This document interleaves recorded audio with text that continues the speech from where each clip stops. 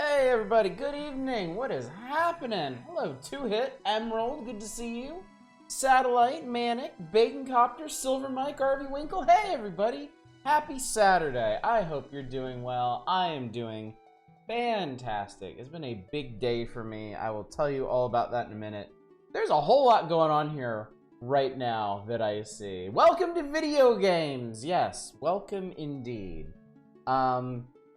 Let me take a quick swerve real quick, because I see Manic put in a very extremely pleasant background change request. So let me just pop over here to this accursed thing and update this real quick, so we never have to see it again until you request it again.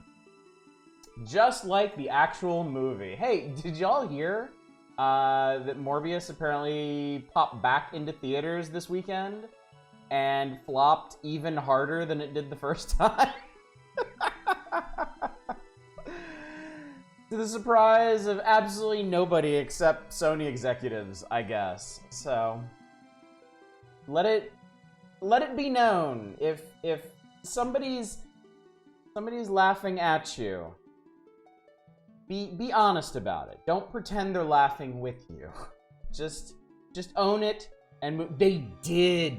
They did, Silver Mike. What's up, Cragger? What's up, Naren? Hydration, love it.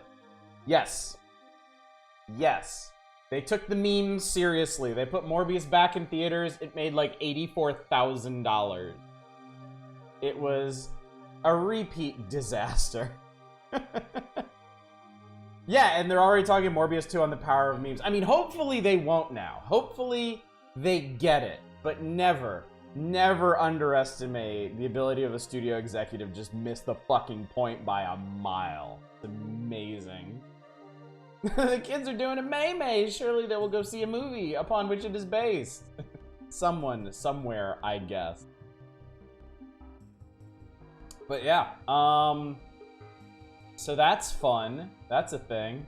There's a stream that plays 24/7 on Twitch. I hopped in, watched maybe 15 minutes. It was awful. Did ask which one was Morbius like 3 times though. Oh god.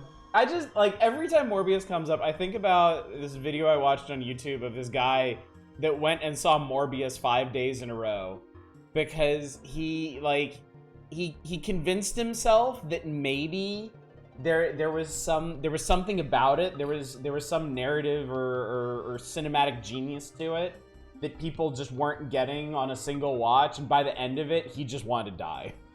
He just wanted the end of himself and all of existence. It sucked. I actually don't know anything about Morbius, like the character is a vampire. Morbius was a Spider-Man character, right?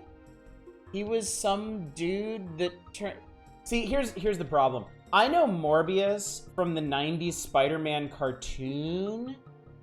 And they pulled all kinds of weird shit into that cartoon. But they also, like, remixed him for, like, daytime kids TV. So, like, Morbius was a vampire, but he had become a vampire by, like, oh Christ! It was like he was a geneticist, or everyone in the Spider-Man cartoon was a fucking geneticist. And he like crosses DNA with like leeches or like what are the I don't remember. It wasn't bats. Whatever it wasn't bats.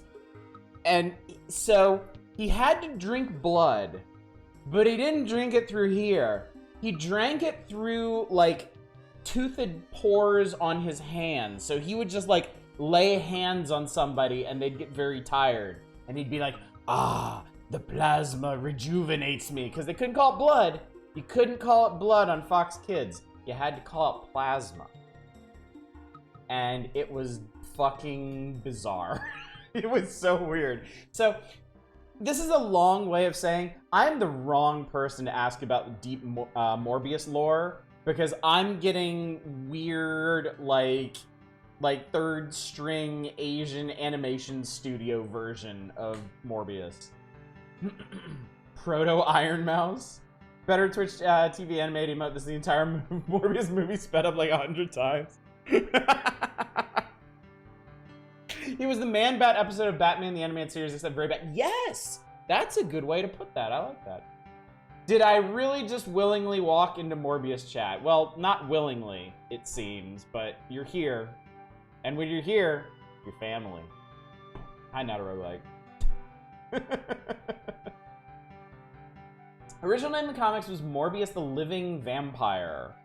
He gets a bunch of vampire powers without actually being a corpse man, which is weird because there are vampires in the Marvel Universe, because you got Blade. So, I don't know where they're... Dracula also exists in the Marvel Universe, doesn't he? I'm 99% sure somebody has fought Dracula in the Marvel Universe, and it wouldn't be anyone you expected. Like, I don't think it was Blade. It might have been, like, the Punisher or something. I don't fucking know anymore. Comics are dumb. Comics are stupid. But video games. True, sophisticated, discerning adults. They play the video games, like Batman Return the Joker. Chad, have I mentioned lately how much I love doing this? Have I mentioned lately how much I love my life? Might have been Moon Knight, yeah. Who knows? Moon Knight does whatever the fuck he wants. Death is an actual entity that Thanos loves in the Marvel. Yeah, that's true too.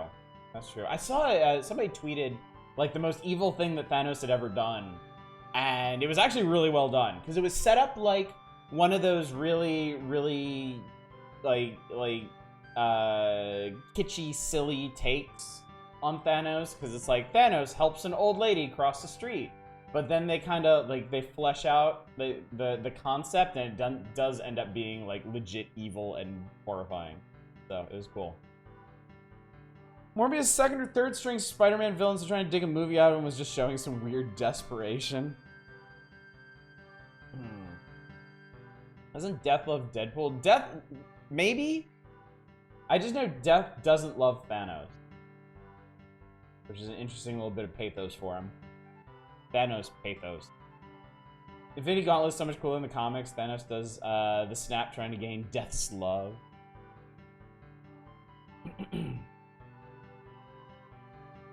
Really let down they didn't include this in the Infinity Wars movie. It's way better than the weird Eugenix population control thing. I don't know. I thought it was interesting what they did with Thanos in the movies, specifically because once they got past Endgame, like they actually did play with the idea of him maybe having a point to some of this stuff, which I thought like that's always going to end up being like the most interesting take on a villain to me, is a villain who has a point but just pursues it or expresses it in a really wrong way. Think both are good? Yeah, I agree with that.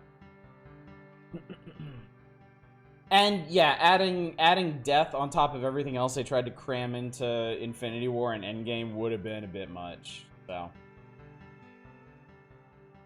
I think they would have just had to go like a completely different direction than they did. And I was happy with what we got. So there's that. But yeah. Comic book. Comic books are a thing. But not for me, not today. Okay, so here's what I've been doing today. My kids, I think I mentioned to y'all before, my kids go to a Saturday language school because they're trying to maintain their Japanese language. And every year, at least in the before times, their Japanese school would have a Japanese-style sports day in the summer, in the early summer, called an undokai. And it's been canceled like the last 2 years, but they actually had it this year. And we went with our family friends, and they did their thing. They had a really good time. It's one of those things where they get all the kids together, like a couple hundred kids, and they split them into like a white team and a red team. Japan, for whatever reason, loves having white teams and red teams battle over things. They do it every year at New Year's, but that's another story. And they do foot races, they do tug of war. They do a really funny game for the younger kids that I absolutely love, where these poor schmucks go out there and they have a basket on a pole and they throw a ton of bean bags out on the field and they get the little kids out in a big circle around it and they make them dance. They dance to some silly song. And then when they stop the music, the kids rush in, grab the bean bags, and try to chuck them into the basket that the poor schmuck is holding. And the poor schmuck gets absolutely pelted with bean bags. It is so funny. But then when they turn the music back on, the kids have to scatter and dance again. And they do that back and forth a couple times. And then they see which team, red or white, got the most bean bags in the basket. And it's really, really, really funny. And I really wish there was an adult version of it, because I would love to see grown-ass human beings trying to like coordinate and strategize throwing beanbags in a basket and accidentally missing and pelting some poor guy whose job is to just hold a pole, who's basically just serving the purpose of a metal fastener you would bolt to the ground. But part of the sport, and it's really entertaining. So that was fun. And then we came back, and my kids had their cheerleading practice, and then they went out to dinner. So I've been left to my own devices here. So I had a delicious diner burger for dinner, and was hanging out. And I played more Steriden. I want to call it Sterenden for some reason, but it's not. Steriden, which we played last night for the bulk of the evening. That really, really, really cool shmup. And I got further in it. I beat the battleship. I got to the mothership. I came very close to being it.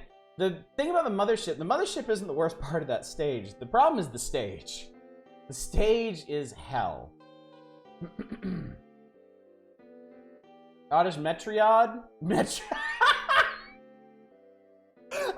noticed that! Or I should be pointing down here. I never noticed. They spelled it Metriod. Oh my god. That's amazing. Oh my lord. What were the editors on this magazine doing? Oh, that's so funny.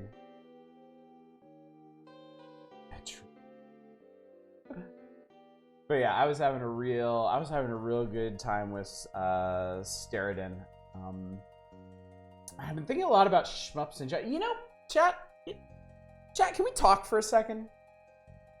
Chat, we never talk anymore. You want to talk for a second? I know we're supposed to be playing video games and stuff, but I'm thinking about trying something different tonight. Let's chat. Let's chat for a minute. Cause I'm in.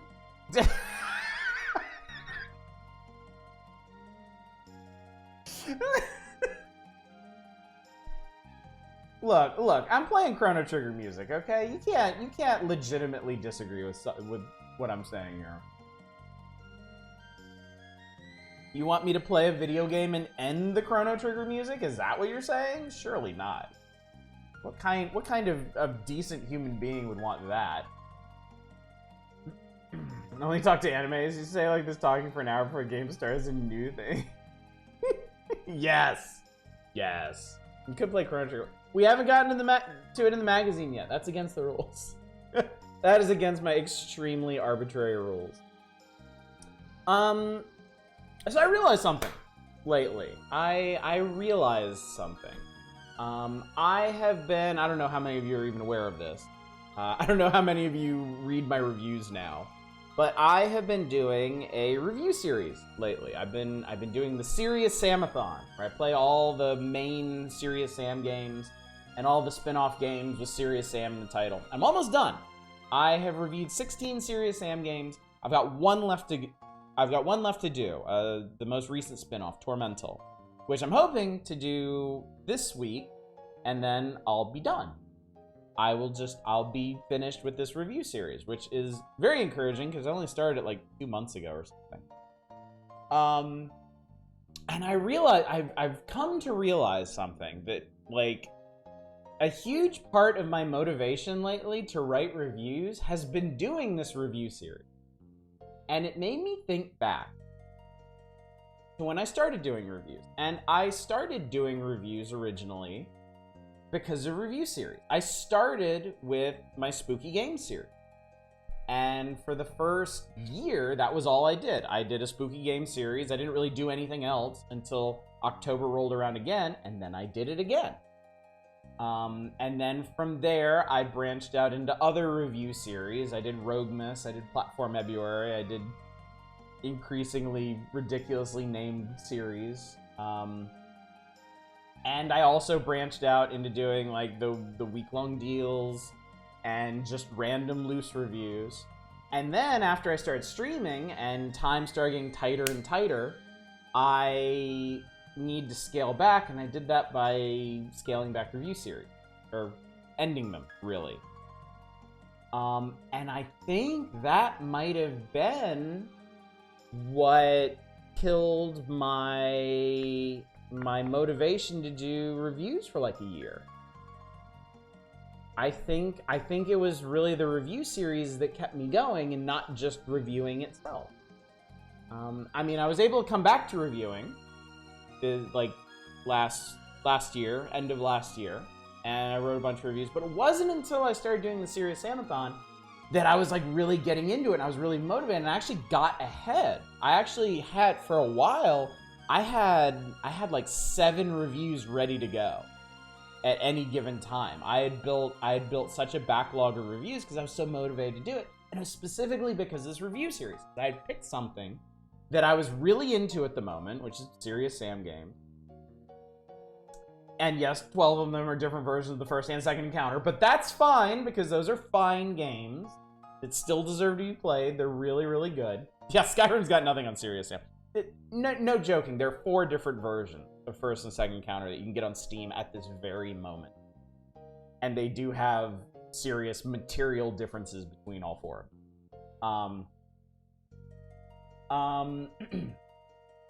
All this is to say that I'm almost done with this review series that I've been doing, and I think I need another one. I think review series are what's gonna keep me going. And I've already been thinking for like a couple weeks about what I was gonna do after I finished the Serious Samathon. The problem, of course, is that I can't start anything right now because I'm going on a trip to Japan soon.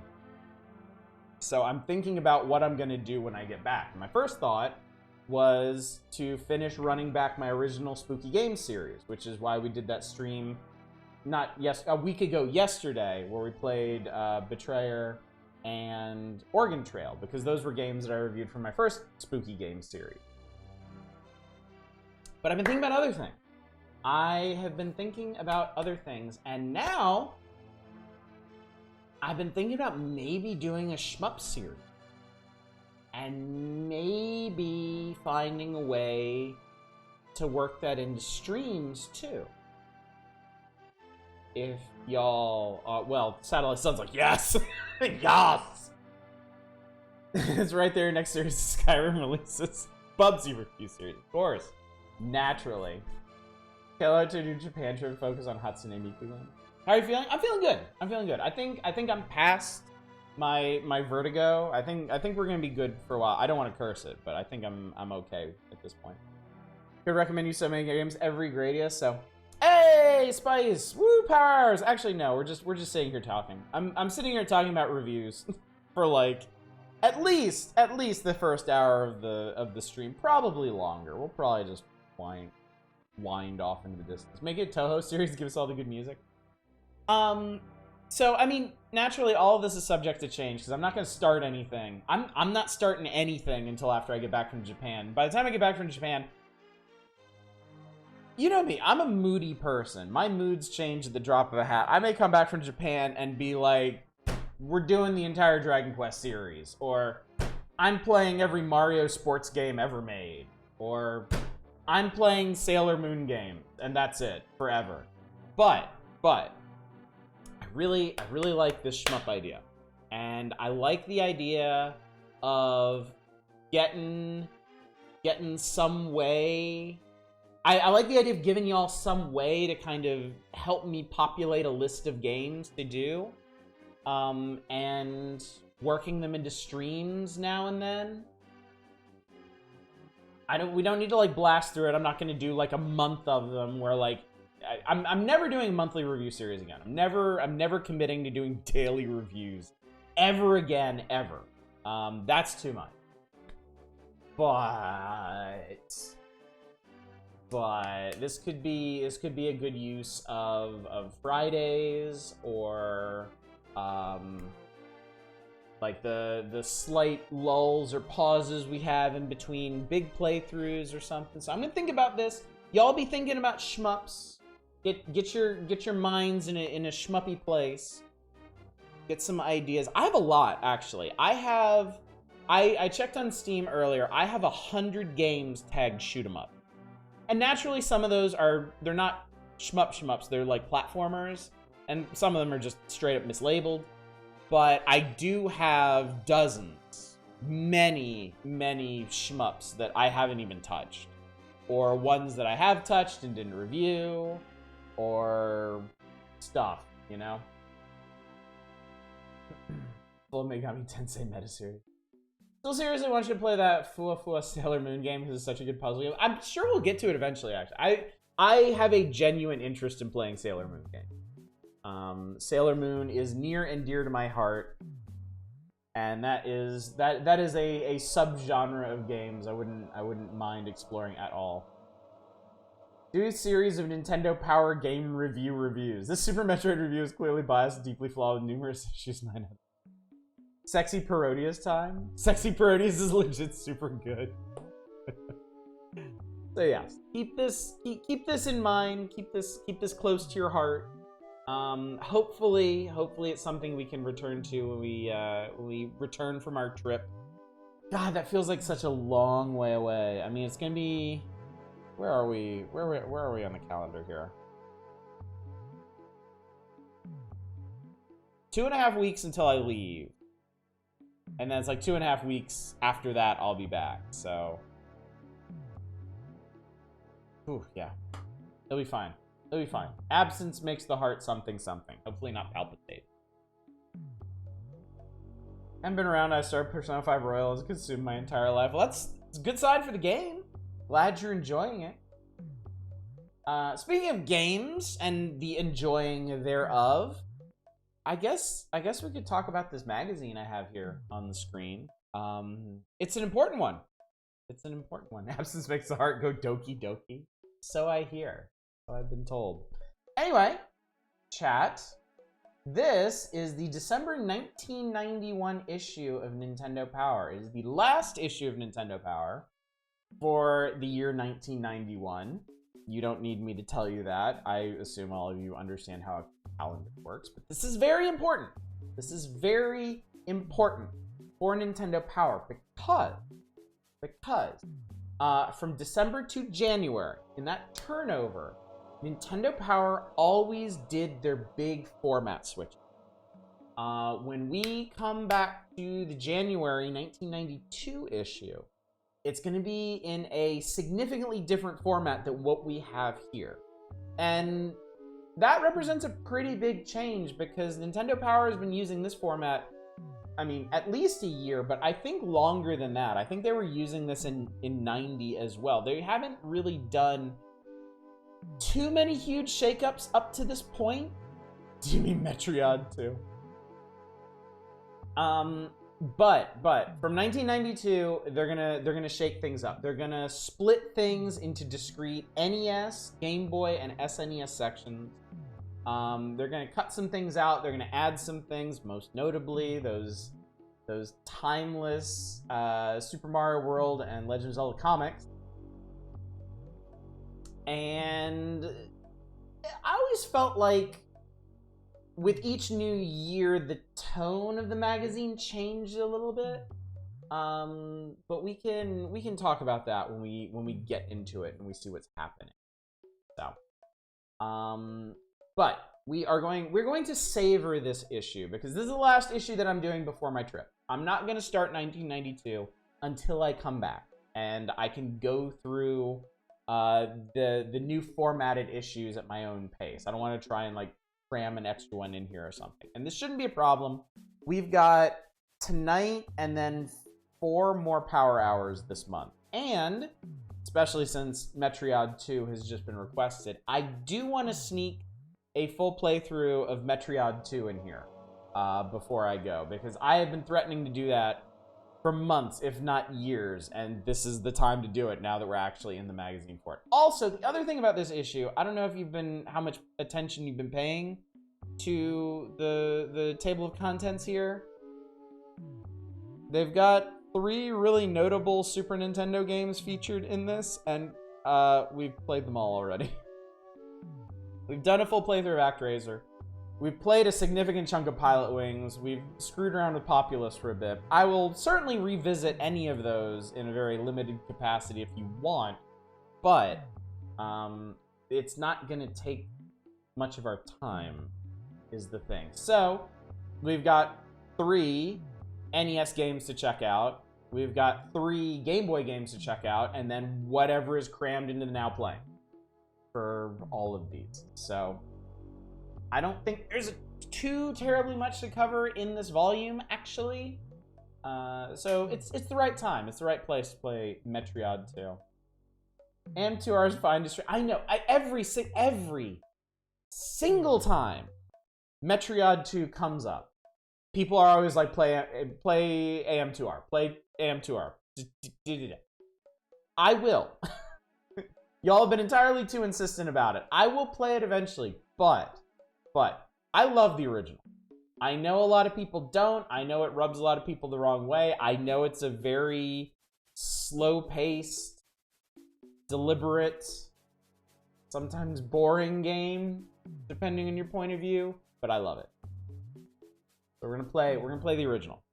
We are absolutely gonna play the original, and then at some point, your incessant braying will get me to play AM2R. Mario comics were so good. They are, yeah. I have the Mario comics engraved upon my heart. They're so wonderful. The art style, is one of my favorite comic art styles of like all time. It's great. What's AM2R? I don't know. People want me to play it. Games don't have to be non-boring to be good. Yeah. The thing about it, I don't find Metroid 2 to be boring, but I understand that some people do, and I get that. That's not something I'm going to argue. It is Metroid 2 is extremely atmospheric, and I think it can be argued to a fault.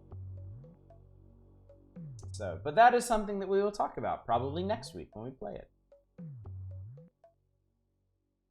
You used to be able to use the I don't know if I could stream it excuse. Used to.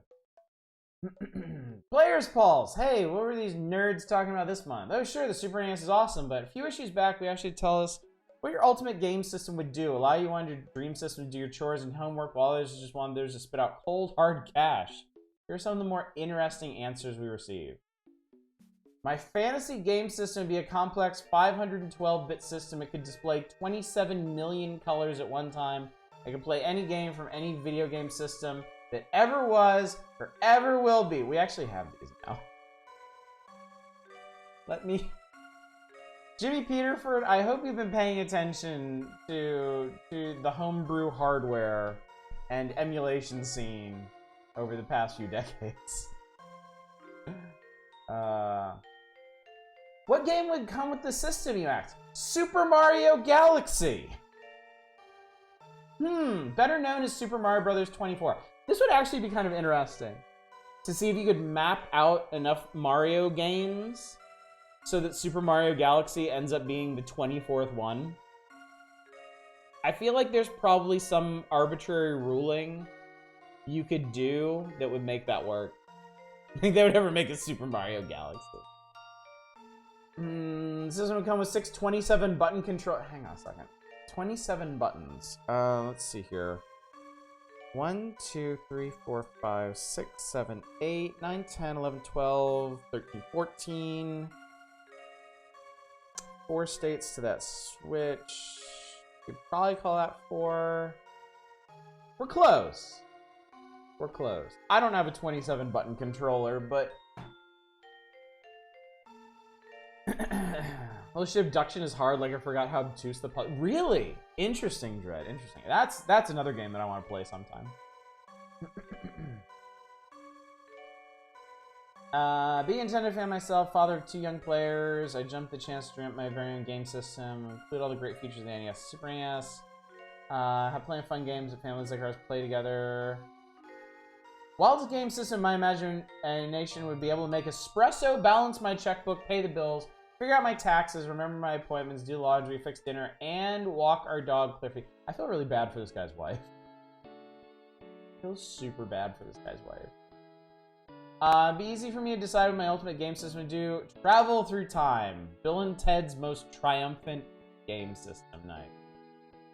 Glad you asked what my ultimate game system would do. I live on a dairy farm in Idaho, and I wake up every morning at 4 a.m. to milk the cows. My dream machine would take care of my morning milking chores, so I could sleep in until 6 or 7. Do you think, chat, do you suppose that there are auto milking machines now that can run Doom? This is what this immediately brings to mind. And my guess is yes. I think there is an auto milking machine on this earth that will run Doom. And milk your cow. I mean, obviously not. You wouldn't want it to be mutually exclusive, and you probably wouldn't want to connect those features in, and yeah. But I'm sure it works out somehow. You can literally run Doom on a pile of crabs. Yeah, but crabs are special. Everything is crab. It's not really saying much.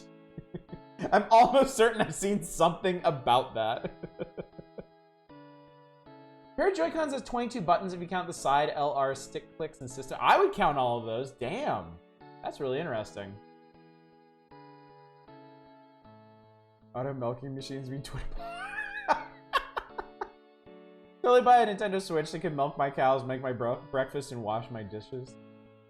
Hopefully not all through the same interface. My cats might not take well being milked. Actually, not joking. I think I remember hearing about that.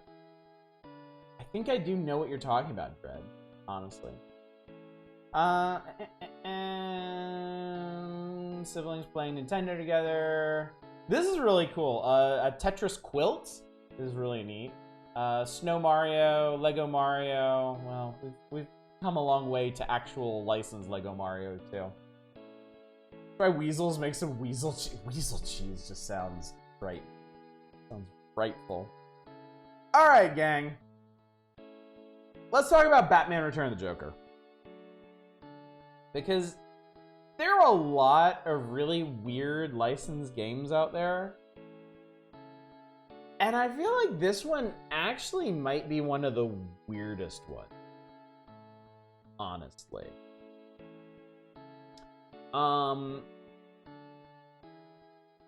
don't think they actually say anything about this on here.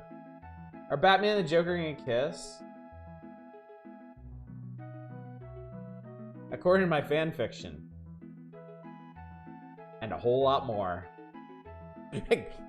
Going to? Happy Pride, everybody. The Joker pulled away. It's his most insidious crime yet. Millions of fans demand it. Okay, so here's the thing. So there was already a Sunsoft Batman, right?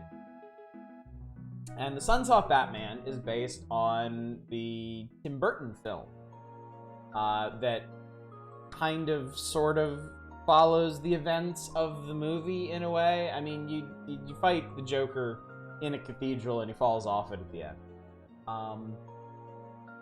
This game, Sunsoft Batman 2, picks up from that. It is a direct sequel to the Batman game based on the film, but this one isn't. This is a game where Batman has a gun. I mean, yeah, he has a crossbow and a I don't even know what the neutralizer is. It looks like something from a shmup. So yeah, and I think they mention, yeah, stage 1, Gotham Cathedral. The adventure begins where Batman's last encounter with the Joker concluded, the Gotham City Cathedral. And climb to the top of the tower and follow the Joker's airship to a showdown with one of his henchmen. So somehow we got from the end of the movie, where Joker was a pancake on the street in front of the cathedral, to him having an airship above the cathedral, and Batman has to climb back up to get on it and fight some guy whose power level is 40,000. Batman's power level is 80,000 though, so I mean it's not really that big of a deal. So there's a lot of things we need to talk about here for a second. It's a side-scrolling platformer, similar to the original Batman video game. Makes a lot of sense if you think about it. Joker got pancake flat. This game is like 2 dimensions. To be fair, having an airship sounds like the kind of bullshit the Joker would. True, yeah, true. I'm just imagining Joker pulling like a Judge Doom after he gets steamrollered and like just like peeling himself off the pavement, don't know, like reinflating himself and then like grabbing some kind of zip line, like flying off to his fucking dirigible. Yeah, that sounds very on brand for the Joker. So yeah, side-scrolling platformer. I don't think you can wall jump in this one, but also the levels don't seem to be designed for it. Batman is bigger. Batman's sprite is bigger than it was in the original game. The big difference here is the boss battles, which I just showed you a little bit of. Instead of a life bar, Batman and his opponent get power numbers, power levels.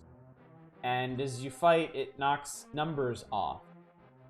And starting out, Batman has a higher power level than his enemies, and then the further into the game you get, they get more and more power. So I don't know, it's a weird, yeah, power dumpers, as the kids say.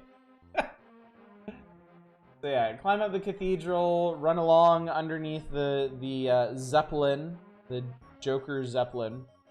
Yeah, Yu-Gi-Oh amounts of HP. There you go. Yeah, it's HP. Yeah, just in like 5 and 6 figures. Stage 2 is the Joker's warehouse, which looks very, very small, and it has a shmup sequence. After you clear the first section of the warehouse, you'll strap on a rocket pack and blast off through this long corridor, collect a powerful shield star, and then move up and down to take out the flying mech. So Batman with a jetpack, and I swear to God, this looks like an assault rifle. Like, I seriously think that, can we enhance? Look at that. Look at that. He's got a fucking assault rifle, I swear to God.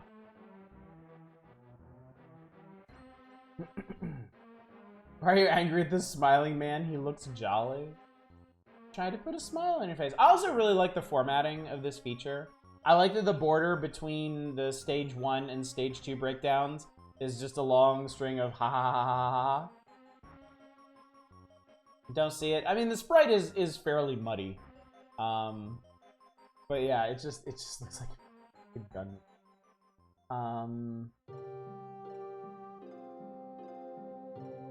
There, snap that back in place. So yeah, stage 3 is Snow Mountain, where Batman will battle mysterious tornado-making magicians. And then he goes into a cave, and there are fire bars, and men with barrels. And then he fights a flying mechanoid that looks like it came from Ninja Gaiden 3. Yeah, power 80... yeah. Batman and this mechanoid have equivalent power levels. So.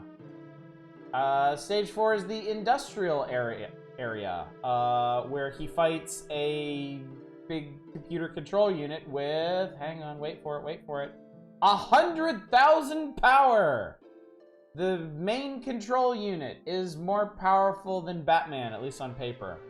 And then there's a sewer level, because of course there's a sewer level. But you fly through part of the sewer level. Batman faces his greatest enemy yet, Donkey Kong. Okay, this is the part I wanted to get to. This is the part I really wanted to share with y'all. Joker goes to an army base.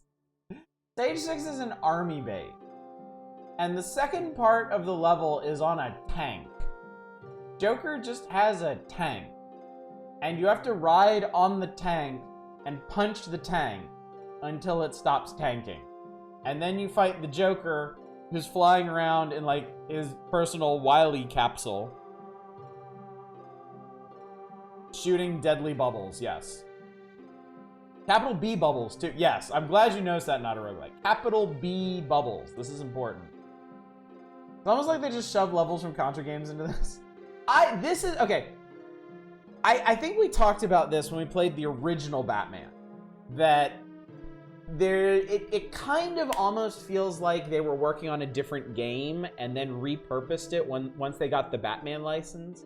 It's just in the original game, too much stuff lines up. Like the Axis chemical plant and the cathedral. But I mean, all of that could have been just like, you know, like just doing new tiles, like retexturing all of that and stuff. And there's so many random enemies, and like Batman has a literal fucking gun in that one. It really feels like it was repurposed from something else. This game is like that on a whole other order of magnitude. Like, this feels like they had this game done. They were ready to ship this. This was like Sunsoft's take on, like, I don't know. Contra? I don't know. I genuinely don't know. And then the higher ups like, wait. We renewed the Batman license. We got it. We got to put out a game tomorrow. What do you got? And they were like, oh, fuck. Okay. So they resprited the main character to Batman, and they made this one boss look like the Joker, and there you go. Anyway, stage 7 is Hacienda Island. It's a tropical island, and then some kind of tech base, and then this is ominous. Down here in the bottom right corner, the Clown Prince of Crime waits with his final gag in his Hacienda Island headquarters. You've got to dismantle his massive bat-crushing machine before he gets to the punchline. So. Doesn't add up. No other game would have Hacienda Island. We can only speculate on what it must have been called in the original game before it was Joker tainted. Oh, yeah. He waits with his legs spread as far apart as they can while still allowing him to stand. Did you just imagine just going up to him and like flicking him on the forehead and just like topple over? There's no way. There is no way you are managing your balance like that. Absolutely no way. Anyway, I am incredibly, perversely curious about this game, so we're gonna play it. Let me get this set up, chat.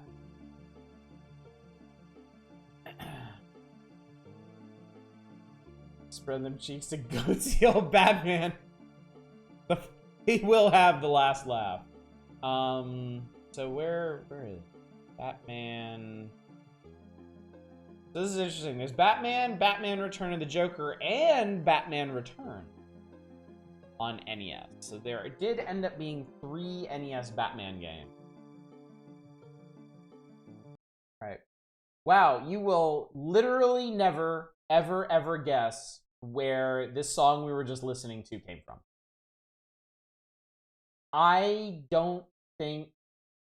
I will be shocked if anybody here knows that the game that song that was playing came from even existed. I defy you.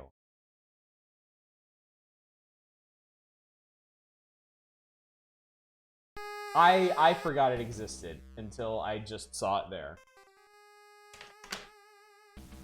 Well, what is it? Does it have the bat dance? No, I don't think they ever made a game with the bat dance. Very, very sad. It was from the Wildcats game. You know, the Wildcats, the Image Comics characters. Batman. You actually remember that? Did you actually play that?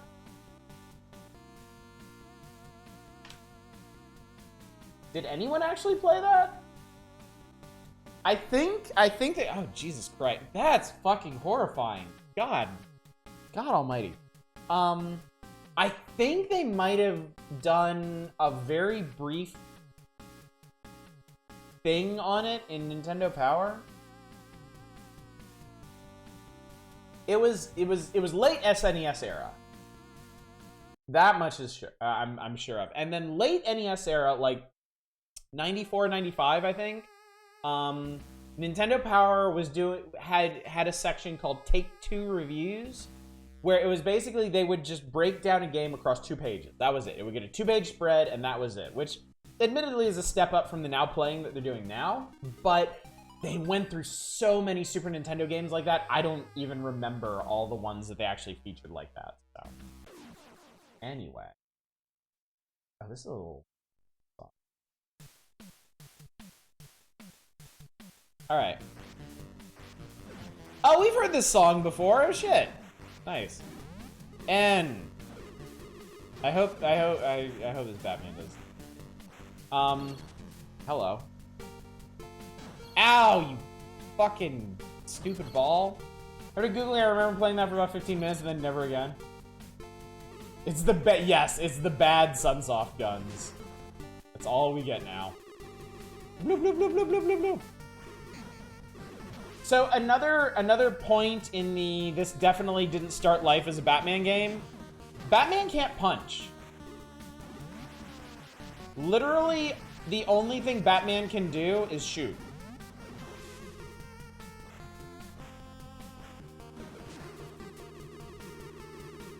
That's it.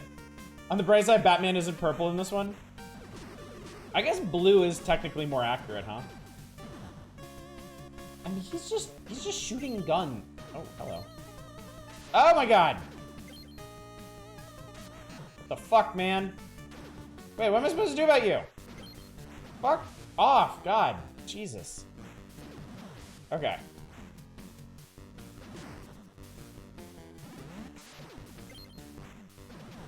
Okay. This is kind of working. Canonically, this is Adam West. Batman is known for his love of guns. Oh shit. It's the Joker blip. Okay, this can't be Michael Keaton Batman because he could actually turn his head. Oh, this is annoying. Also, I have 1 hit point. Is there health in this? That's not health.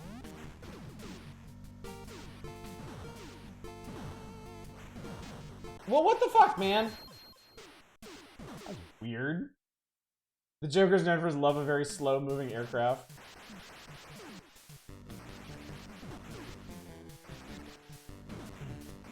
Question. Oh my god, I was shooting like through that guy. That's fucked. Oh my god. I assume... Oh, that guy fucking sucks. I hate him. I hope he dies. I don't think I need any more of that. Oh my god. This is totally not Contra. Alright. I'm finishing this thought, goddammit. I assume that most folks here watch Batman the Animated Series. What is the one episode of Batman the Animated Series that really sticks in your mind? Because I feel like everybody has one. Every kid who watched Batman the Animated Series has an episode that they really remember. I'm curious what y'all's is. Because I know what mine is. And I'm pretty sure somebody... Oh my god, they could just keep shooting you from off screen! That fucking sucks! Okay, we're dead. The Gray Ghost, that one's really cool. The one where he fucking dies. One features a bunch of villains playing cards around table telling stories about... Ah! Almost got him. I remember that one. That one is super good.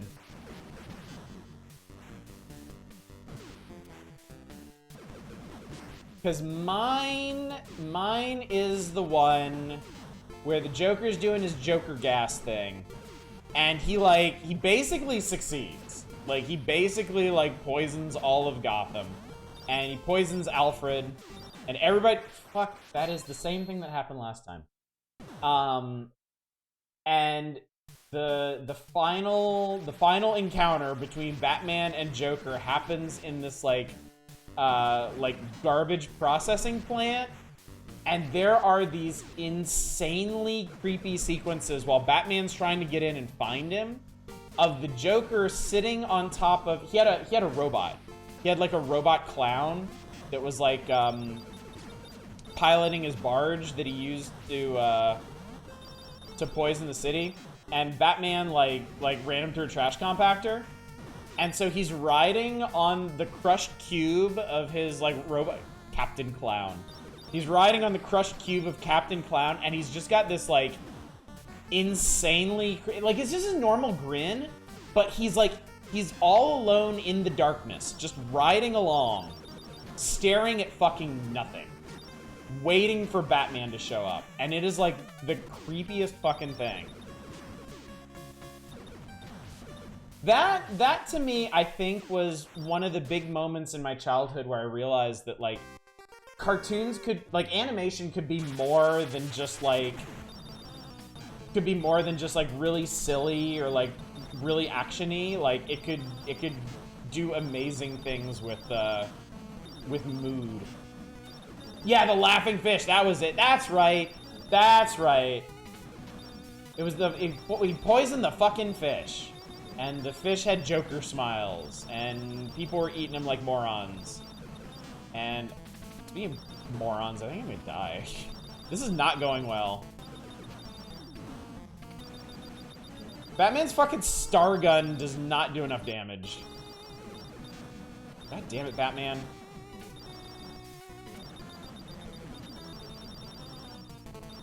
Also, you shoot literally as fast as you can mash the button. If I had a turbo controller right now, this guy would already be dead.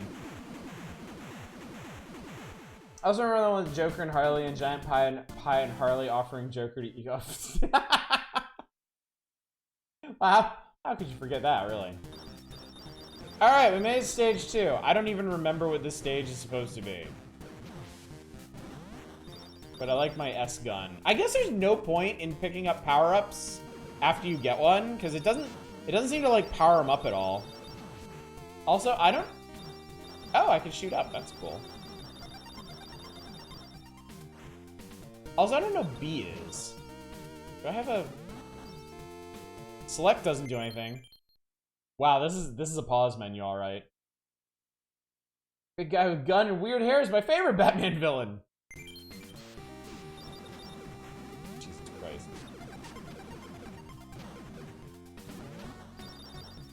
Like, there's, like, no point to those. I don't know why they exist. And I don't know what B is.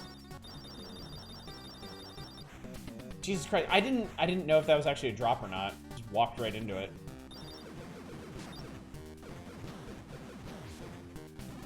I can't really tell what anything is in this game. It's actually, like... I feel like this is a surprisingly busy visual design for the NES. And it makes it hard to tell what's going on.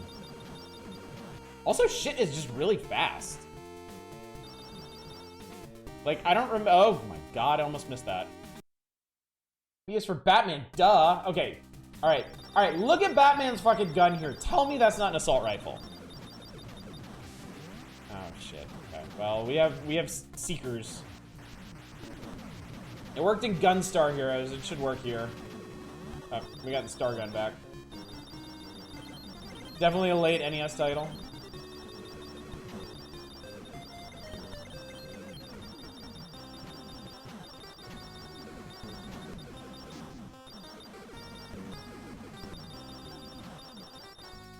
I kind of like... There are aspects of this old, like, Wild West approach to licensed games that I kind of miss. Like, this is utterly bizarre, and there's, like, barely anything in this game that's identifiable as Batman. Aside from Batman and, I guess, the Batmobile, which doesn't actually feature in the game, but was on that splash screen, so fucking whatever. But also, it's just kind of neat. Like, there's something genuinely neat about a borderline unidentifiable Batman game, you know? You would not get this now.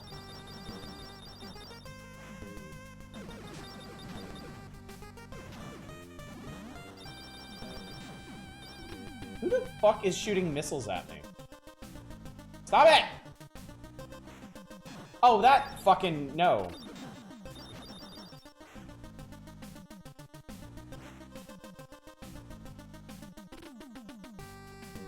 Yay. I'm afraid of missiles. Ah! Or I could just die to a whirlwind.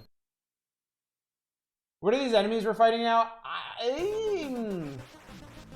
Alright, I'm going to go on record as saying I think these are like... I think these are like Japanese like snow spirits, like Yuki-onna. Like, no fucking lie. I think that's what they are. Fucking missiles! I hate missiles! Unless I'm shooting them. Then they're fine. Then I'm okay with them. Oh, that's what you were thinking too? They do kind of look like they're wearing kimono. I mean, I killed those way too fast for you to be able to tell, but... Oh my god, these are some fucking ice physics right here. These are the iciest ice physics that have ever ice physics. Fuck! No! Don't kill me! Oh my lord, have mercy. No! I don't want to die! I didn't! I would have said that, except why the heck are there Yuki-onna? Why the heck is there anything? Why are we in a mine with, like... Okay, Nintendo Power said these are fire bars. I think... God damn it. A rock fell on Batman and he died. Nintendo Power called it weather wizards or something. I mean, I guess we're in a mine or something, but, like, that looks like a razor blade bar or something. God damn it!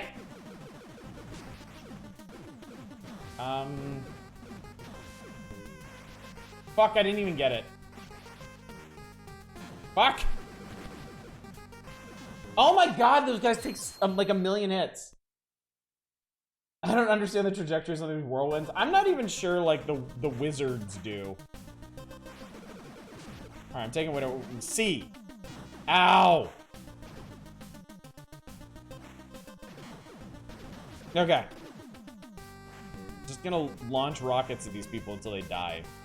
That's what Batman would do. He has a barrel. Ugh. Ugh.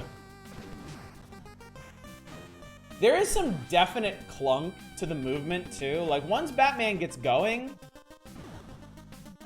like, he moves pretty smoothly, but there's like a wind-up to his movement that's really annoying. Secret to this game is to make... Oh, shit. Is to make it through the level without taking too much damage. You might be onto something there, Kragger. You might be onto something. Okay. Spooters! Remember when Batman fought spiders? Oh god, you know what this is reminding me of, actually? This is reminding me of that weird, borderline This is reminding me of that weird, borderline, inexplicable, oh, come on! Predator game. Remember that? Where you end up, like, fighting, like, cave spiders and shit in that? Oh, no, no, no, no, no. Please don't. It's probably a Scarecrow episode.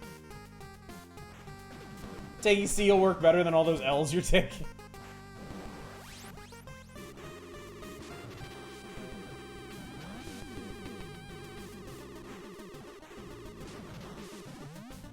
No! What the hell was that? I turned into Super Batman for a minute.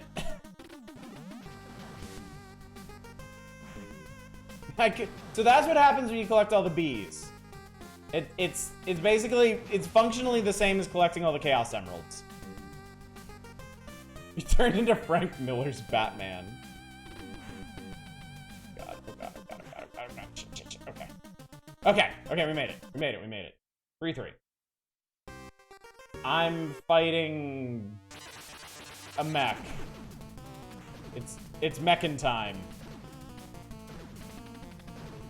Ow, god, he shot me with lasers, and it literally did 10,000 damage. Every laser he shoots does 10,000 damage. Oh god, okay. I mean, this is not a complicated boss, but getting the timing on that really sucks. Batman did in fact power up, yes. Oh my god.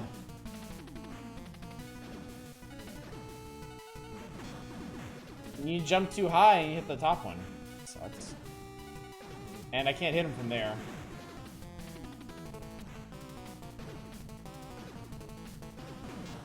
You can't even duck it there. Oh, I'm sorry. I was doing 9,980 damage. My bad.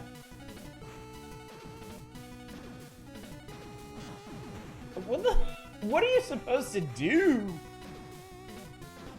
I don't know what to do. Like, how do you dodge that? And I just, okay, no, we're done. No, I'm not doing this cave again. I'm not doing it. I'm done. The game's so bad, so he's about to re-release it. Have you tried Getting Good? There is no Getting Good at Batman 2. Return of the Licensing. Come on!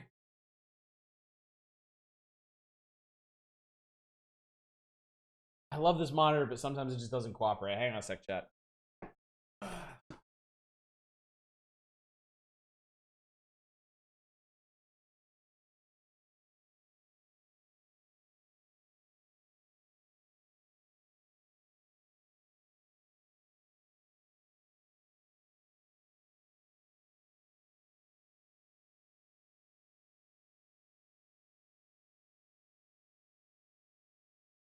This monitor was made to play cutting-edge 3D games at 144 hertz, not multitask while I play old Nintendo games. Okay.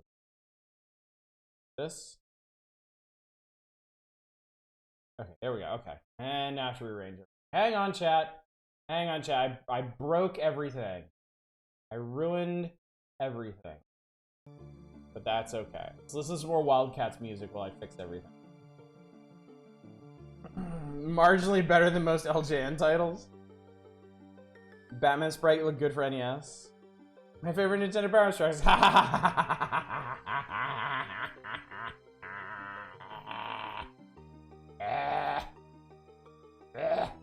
Alright. So that was the Batsman. How far did we get? We got to the boss of stage 3. Okay. There's 7 stages. We saw enough. I've seen enough, chat. Seen enough. Nestor's Adventures! What the hell's Nestor doing? Not Kid Icarus, a little bow and arrow guy. Quit fidgeting, Kid Nestorus. How do you expect to pass train if you don't pay attention? Listen, Zeus, I toasted Battletoads in 2 days. All I did. No, you didn't. Nobody's beaten Battletoads.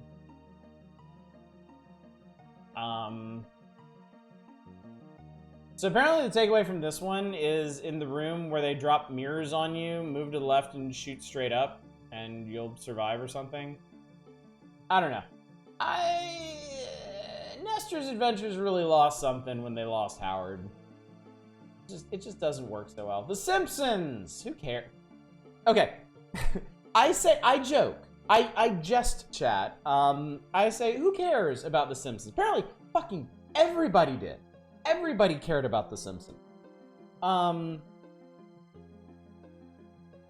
This game, I can only assume this game was really popular because, well, for one thing, it keeps showing up in like the top 10 of the top 30. Yes, that sentence makes sense.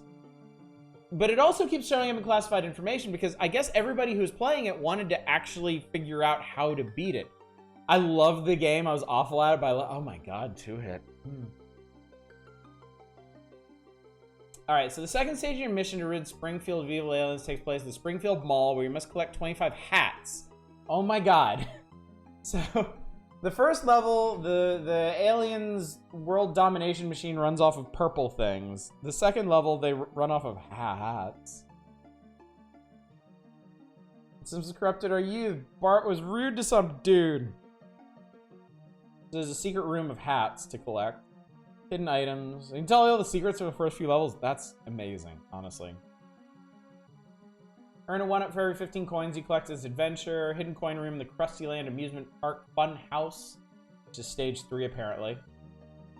Secret room was a saving grace to get through that. Oh, I bet. As weird and janky as that game was, yeah. Don't have a cow, Ella. Battletoads. 2-toe tag, 1-up round. Oh, I guess there's a 1-up loop that you can do in the sewer pipes. Wampum.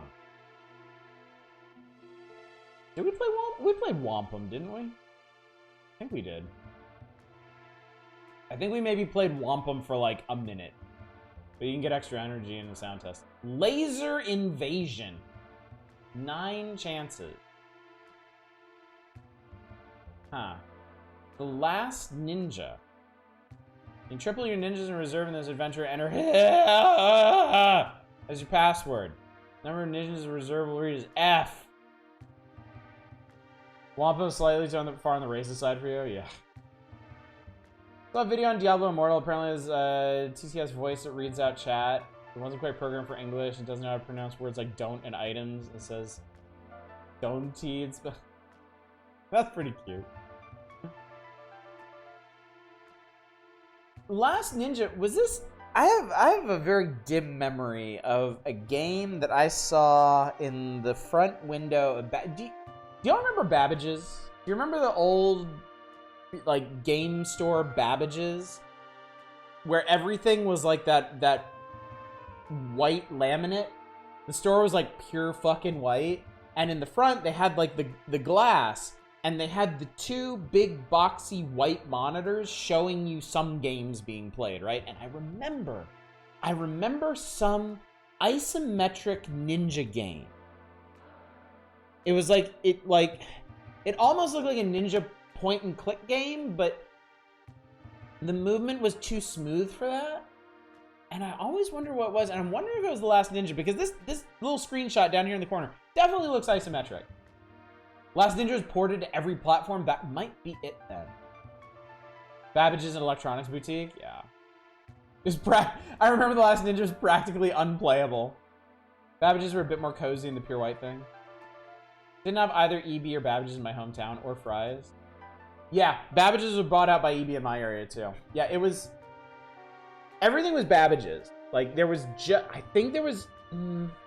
No, it depended on the mall. The mall that we frequented had a Babbage's, and then the other one that we occasionally went to had an EB, and then eventually Babbage's turned into EB.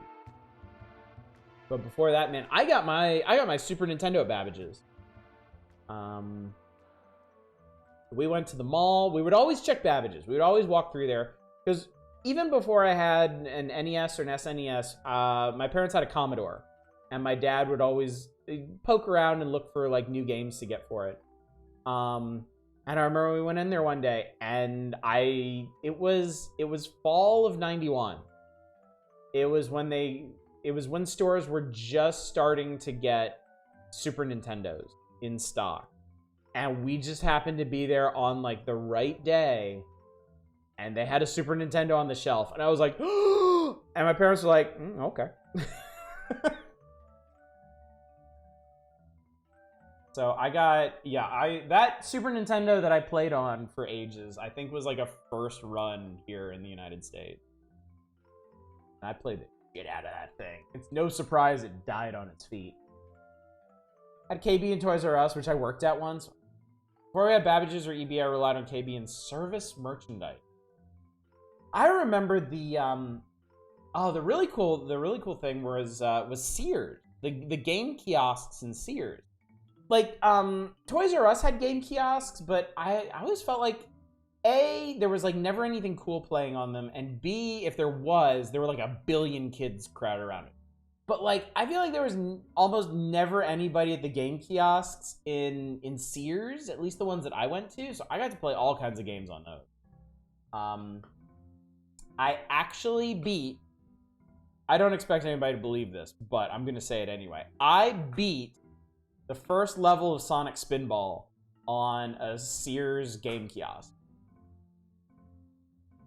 Remember Sears having very limited selection locally? Okay, this was the big thing for me. My Sears had a Super Nintendo game kiosk and a Sega Genesis kiosk. And I would always play on the Sega Genesis one because they usually had something playing on the Super Nintendo one that I had played before. And yeah, for a while they had Sonic Spinball. And right hand to God, I've beaten the first level of Sonic Spinball. Because the second level is really fucked up lava level. I spent so much time playing that stupid sewer level that I finally beat it, and then I got to the lava level and it was like fucking impossible. Don't remember Sears all that well, honestly. Nobody does at this point. They are fucking dead. Also, hi Eva. Did you miss anything good? No.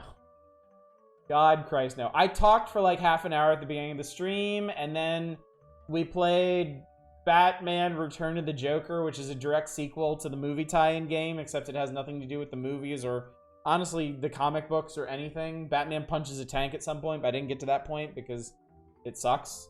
And now we're just looking classified. And now you're up to the minute.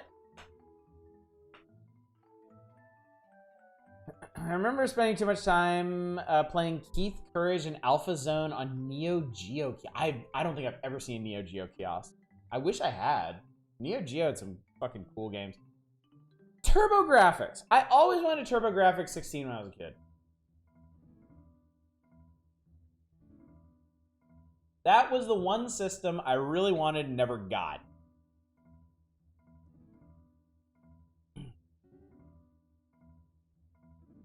Yeah, nobody could afford a Neo Geo. TurboGrafx 16 was quietly worth it. I wish I could have picked one up. I suppose technically it's never too late. Technically. Silent Debuggers is pretty cool. Beat Shadow the Hedgehog 10 times back to back. It can't be as bad. Surely not. Surely not. Alright. Super Mario World freeze and collect. Oh, you can glitch the game out. So now Super Mario World has been out long enough that they start posting glitches that you can use to farm one-ups and stuff. Been playing a game called Card Shark, which is about cheating at cards in pre-revolutionary France. I've seen some of the promo stuff for that, Eva. It looks neat. Definitely looks neat. Keith Courage has to be one of the all-time we can't just adapt in anime stories.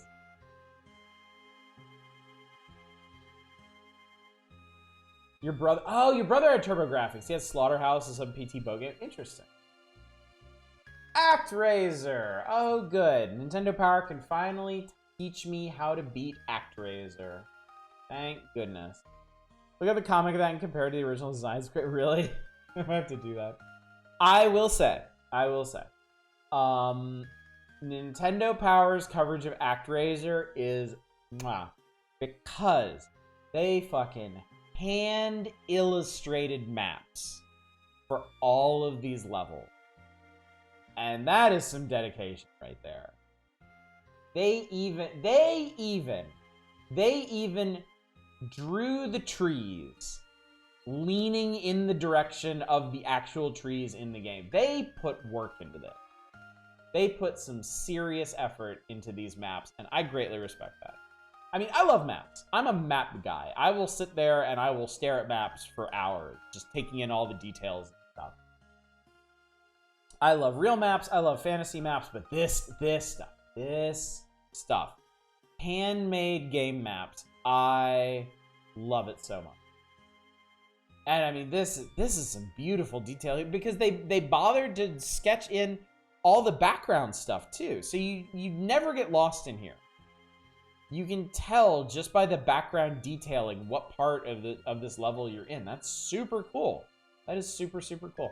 It's a little tiny. Like this one down here. I remember this climb was kind of a pain in the ass because it has the faces in the walls that spit the fireballs. And the illustration here is so tiny, it's kind of hard to make out where they are, or like some of these platforms have spikes on them.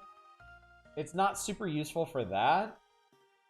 But still, the effort involved. Look at this! Look at the detail on this. And Devil's Crush 2, that game. What kind of game is Devil's Crush? Because I don't know anything about TurboGrafx 16 games, really. Oh, Pinball, neat. That's really, really cool. This Blood Pool map, they bothered to draw the outside. Like, that's really neat.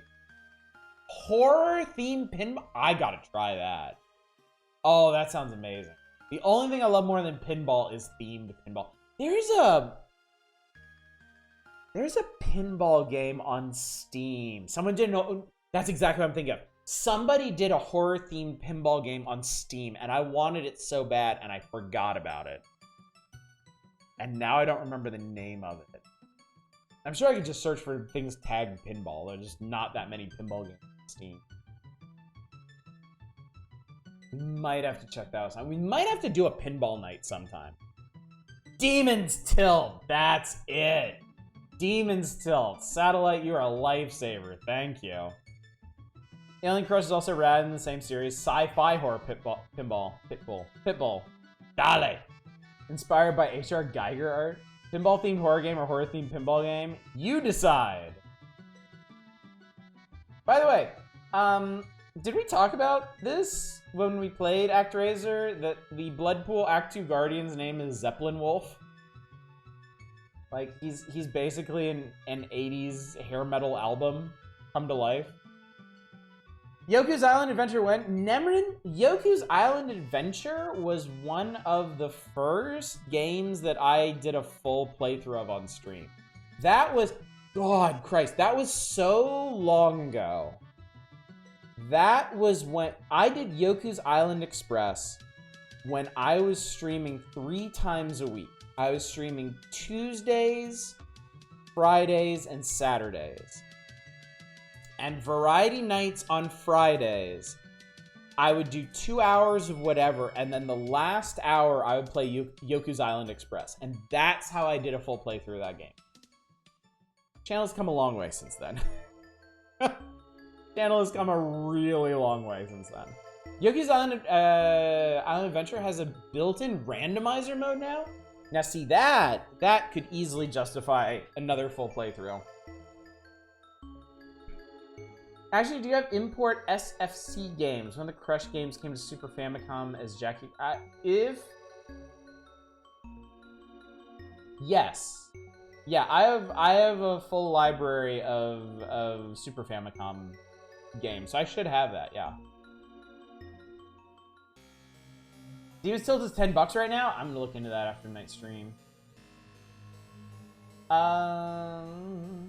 Again, really super cool map. The Act 1 Guardian of Casa Andorra is called Dagobah. Kind of funny. Pharaoh. It's Pharaoh, alright. Yeah, I guess my one complaint about these maps is they're a little too small. Like, I feel like they must have drawn these bigger and then ended up shrinking them down when they were doing the layout to cram in all this text. Which is a shame. I think they could have given the map itself more space. But this is also...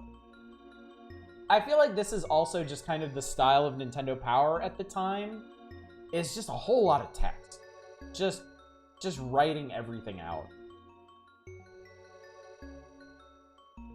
Aroa. Oh, wait.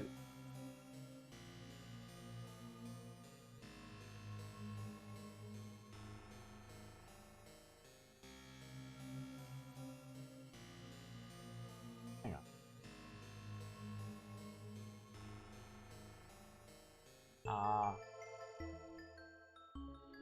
Well, they didn't have Google back then, chat. They didn't have spell check.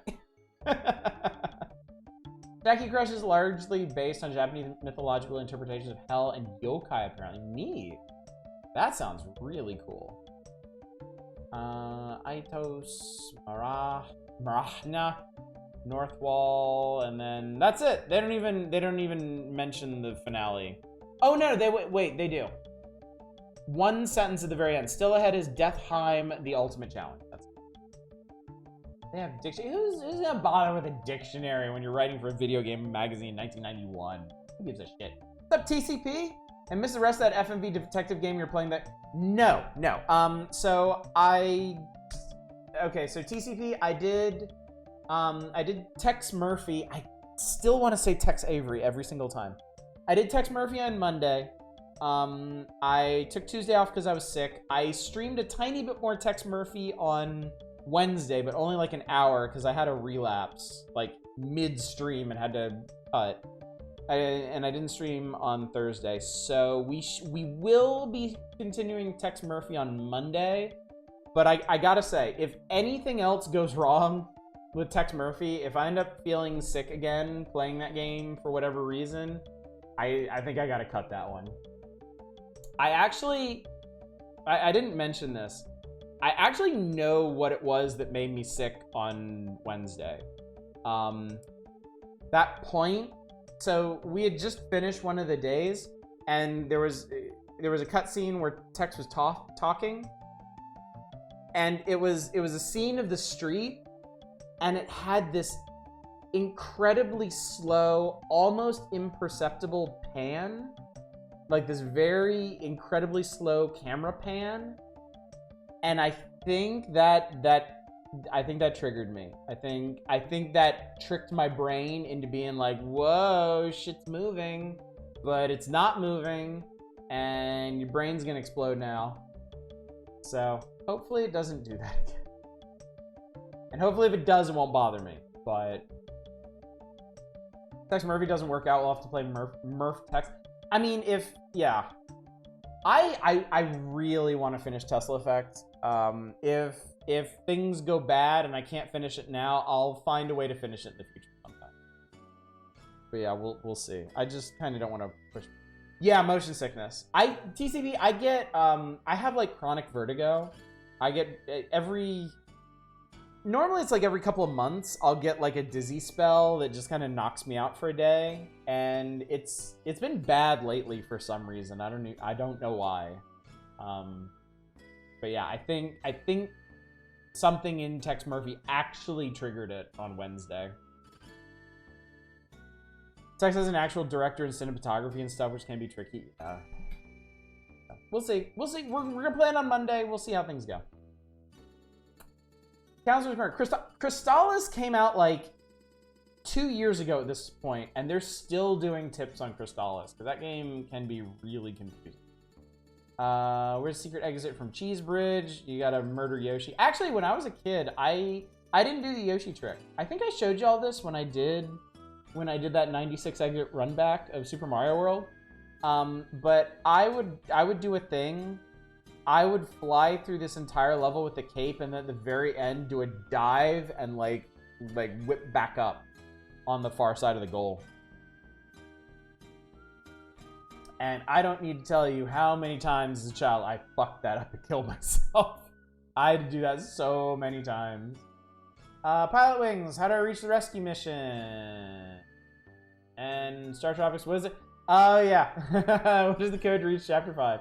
You must enter a radio frequency code after Chapter 4 in order to move on to Chapter 5. Unfortunately, the letter attached to the manual with the code on it is easy to lose. Code is 747. All right, but really, here's why we're here tonight. Here's why we do. This is the reason for the season, Dad. We're here to talk about game counselor profiles. What were these folks doing back in 1991? What was notable about them? Mike Robertson, been a game counselor for like a year and a half. Hobbies: basketball, music. Best video game. This is interesting. Best video game counselor. Finished Narc with 3 men. Most people's accomplishment like that is either I beat it or I beat it without dying. It's not usually I beat it with this many tries, you know? Favorite game is Wizardry, so, I mean, all bets are off, really. You actually won't make it, you'll catch up with them later if that's what you're calling it. Oh, yeah.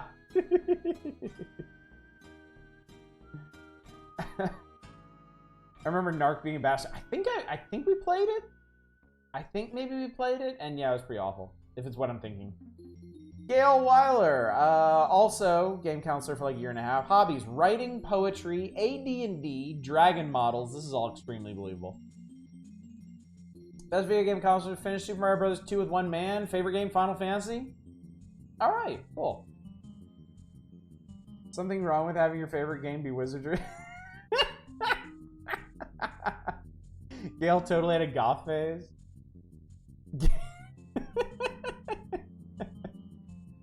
Gail might have been in it at the time, and they just didn't have the word for it yet.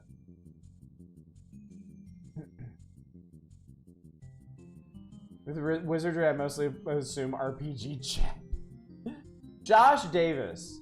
Since August. Hobbies: snowboarding, volleyball, and finished Solstice in 1 man. I guess? You gotta be like, I don't know, that's like speedrunner territory there. Still, it's so fucking easy to die in Solstice. Favorite game: Battle of Olympus. Okay. It was a different time. I can forgive this one. The problem with Battle of Olympus is the grinding. You have to grind for the stupid currency so you can buy items to unlock progress, right? But grinding in games was, I feel like, so much more permissible in this era of gaming, because basically how all the RPGs work, and RPG adjacent games like Crystalis. So Chad surprisingly is not a Chad. Josh is a total Chad. Wizardry 1 is objectively kind of weird. There are like 12 floors in the maze, and you can do stuff in maybe 3 of them to wait. That's it. Not even in a bad way. I just go, oh, you're defo better dungeon crawlers than I. Alright, Chad Lycan. Definitely not a werewolf. Hobby: skiing, comic collecting, water skiing. Finished Final Fantasy Legend in 1 day. How long? Wait a minute. Wait. We're gonna verify this real quick. Hang on. It took me. Gotta make some dumb faces on these.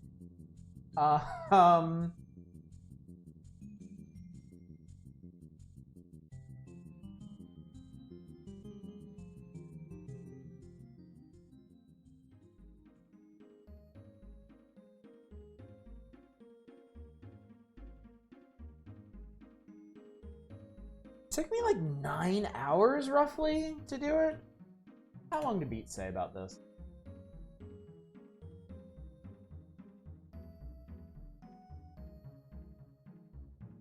Dude, it took me 9 hours to beat. How long to beat? Which I know I've said myself we can't trust on old games. It says 11 hours. And they've actually got a fair bit of data on that. So yes, you can do that. But you'd have to be a guy like Chad to do it. First of all, the dudes have a sport in their hobbies section, unsurprisingly, not Gail. Because Gail's got nothing to prove. She's like, fuck you, idiots. I'm gonna play D&D. I'm gonna fuck with dragons. Later, losers. You sure do. We should make a collage you can hang on your wall. You should, actually. I would make use of that. There's a lot, chat. There is a lot of mileage I can get out of a collage of me making stupid faces on screen. I'm not sure you understand just how much utility I could get for something of that. I don't think you understand how many places on the internet I need to have some kind of like banner or backsplash or wallpaper or something. And the dumber it is, the better. That's how the internet works. I need to dive into early Saga someday, playing Romancing Saga 3 and enjoying it. We're gonna do Romancing Saga 1 sometime. Obviously not before my trip, but it's still in here. I haven't forgotten. It's gonna happen. Because she's the only one who actually does any sports in real life. I would believe that too.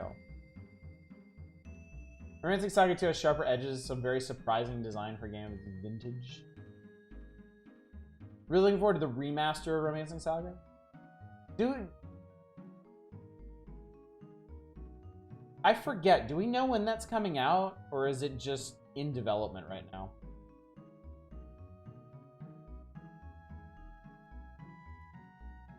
Winter, okay.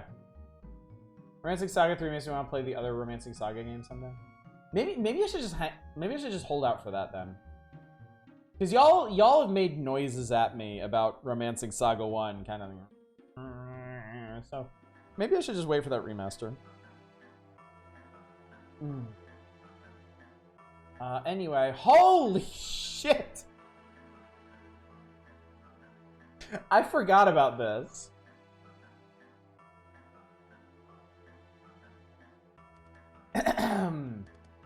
If only I had seen this during our fair. No. Veto. I have veto power. I will use it.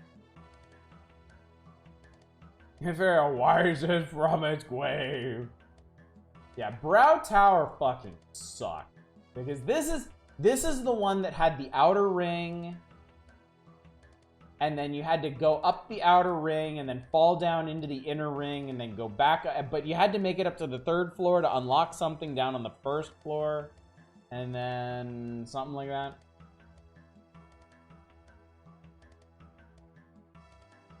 Whenever I hear Romancing Saga, I jump to Romancing the Stone. Oh, yeah. For some reason, I can't explain this to you, but for some reason, when I was a kid, I was like borderline obsessed with Romancing the Stone and the sequel, Jewel of the Nile. I really, really liked those movies, and I couldn't actually tell you why. But I think I wore out my parents' VHSs of both of them.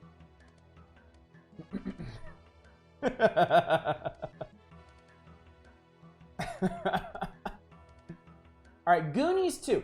Goonies 2 is... Fuck it, let's play it. I don't know what to tell you about Goonies 2 because I've never played Goonies 2. They never did... From what I recall, they never did a Nintendo Power feature on Goonies 2. And everything I've seen of it makes it look really weird, especially compared to the first game, which didn't make it onto the NES. It was only in arcades, I guess? I remember playing that too, and it absolutely beat the shit out of me. Let's see what we got here. Let's figure out what the hell's going on with this. It's cool but strange. Liked it all right? Okay.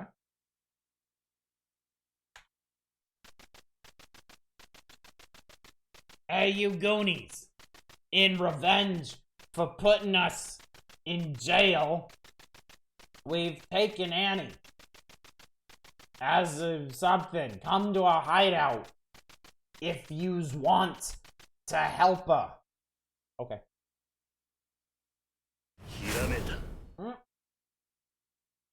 Zfred Toki, thank you for the follow. Okay, so this looks like the arcade game. This part reminds me of the arcade game. By the way, Annie's a mermaid. Oh, okay. Boop boop. Why didn't you get down something too? Shut up! Oh, it's the same music. It's not the same music. Fuck. It starts the same way. And then goes places. Ah, there we go. I love this music so much. So, door. And now it's... Okay, you got a hammer. Can I go places? Weird. Can I hit something? Hit wall. Nothing here. Tool, hammer, hammer, hit, wall, nothing. Yeah, now it's Shadowgate, or I guess Friday the 13th? Use hammer on Goonie. Is that fall damage? The arcade game had fall damage, didn't it? Take. You've got a key hole. You don't have keys. You have a key holder.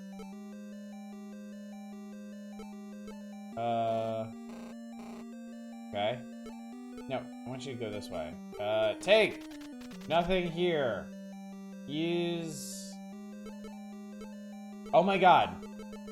You scroll through these by pushing up. Find the Goonies with the magic locator device. Did I just expend a key to do that? I think I did. Okay. You have to hit start to cancel out of that.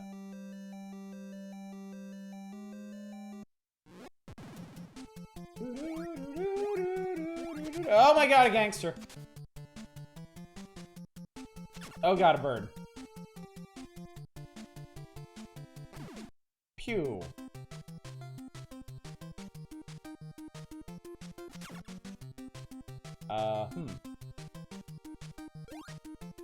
Chat.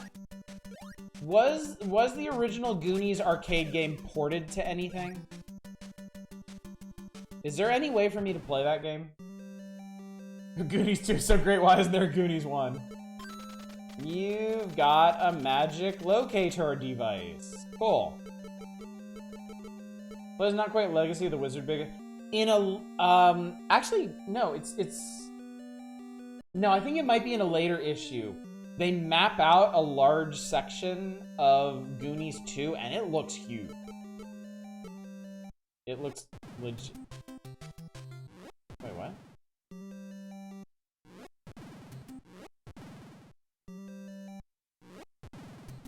Oh! Oh. Oh, it goes through. Okay, so that goes through. Okay, well that's gonna be really hard to keep track of.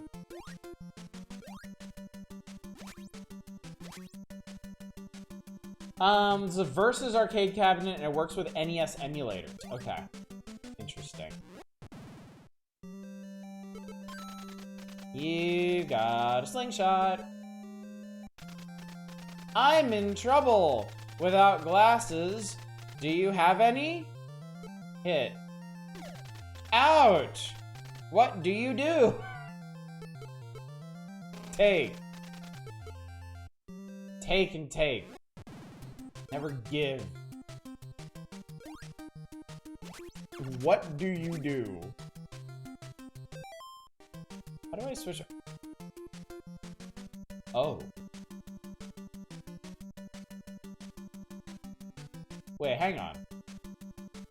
Okay, there's a lot going on here. We got a weapons interface. We have shoes. We have selectable shoes. We have implements. And then we have a map. The map says front. I want to go through that door again and... Oh, shit. I want to go through that door I was at earlier. The worst stone wall texture I've ever seen. Oh my god, there's two maps. There's a front map and there's a back map. Holy fuck. Game has a ton of depth for its time? Clearly, yeah. This is big. This is significant. Also, there's snacks. Snack bite man with gun. Snack man with... Oh. Phone's ringing. Welcome here. This is a warp zone. Noah from the Bible is gonna warp us somewhere? don't believe you. Ouch. What do you do? I go. There's nothing in there.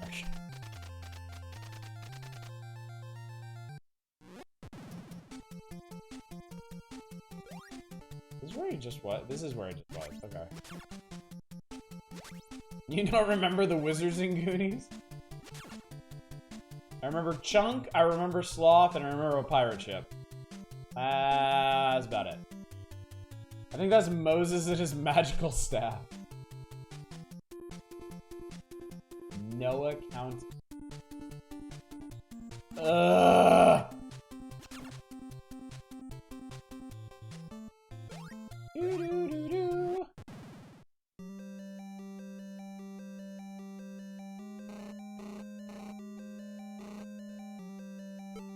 Hit. Nothing here. Hammer. Hit. I hammered a door into existence. There's a child in here. Mikey, you're late. I was almost killed.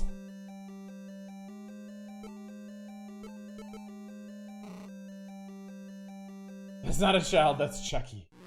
Oh my god, yeah. It does look like Chucky, doesn't it? Alright. No other children exist in this plane of existence that I can perceive. I think that, oh! Rescuing children gives you a new section on your energy meter. That's handy. Alright, I want to see if I can get over to the other side of this place. It looks large. Oh my god, I murdered that one. I didn't just give him spasms, I straight up murdered him. My yo-yo. Hey, your yo-yo slinging character in Star Tropics is named Mike too. Coincidence? Yes. Yes, it is. Oh my god, 2-hit. Yikes. Nothing here. Dispute that heartily. I didn't mean to do that. All characters that use yo-yos as weapons are named Mike. You'll get extra energy by saving. I knew that! You stole my key to tell me something I already knew. So mad, I'm gonna punch walls. Oh my god.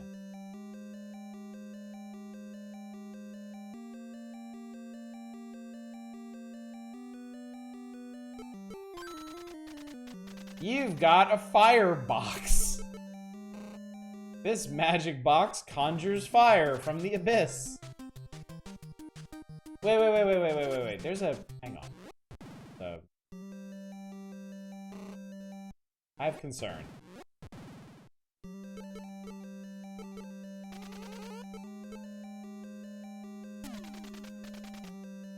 Man, there's like a door over there, and I'm really, like... Guess not. It feels like it should connect, but it doesn't. At least, not in a way I can see.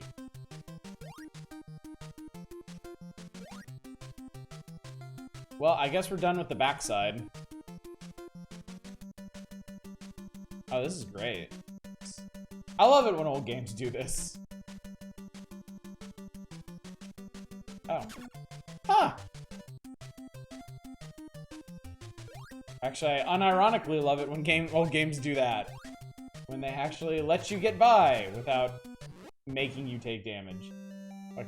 Wait, was there a... Oh. I guess we're here again. Hang on, was there a way down over here? No, it doesn't seem like it. I don't think I want to just randomly fall down pits. I don't think I want to go anywhere that I don't know if I can get back from.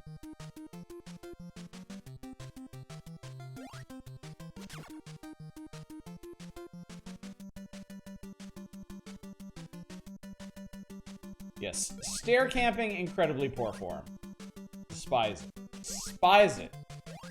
Every fiber of my being.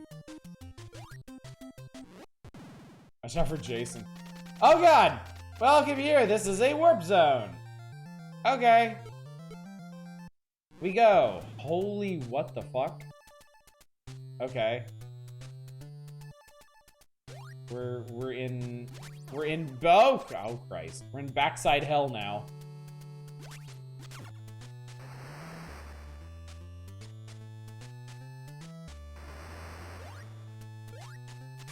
Scorpion! Hey.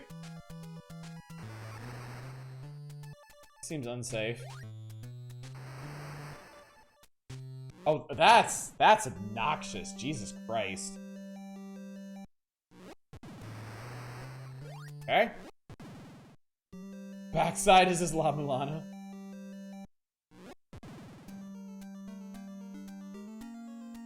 Oh my god.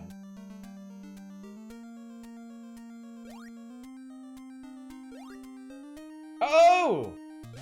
That didn't hit me? It's a what? It's a very angry axe-chucking Inuit and penguin. What? I have no keys.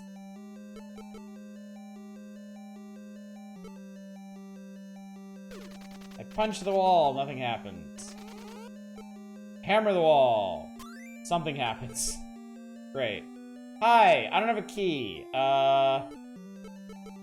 Sit tight.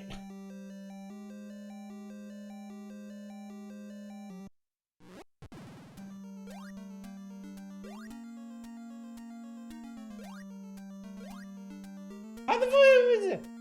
How are there walruses down here?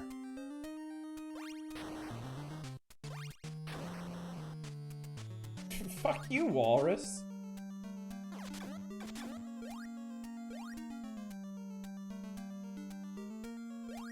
And a polar bear? Oh, we're dead. Doo-doo-doo-doo-doo.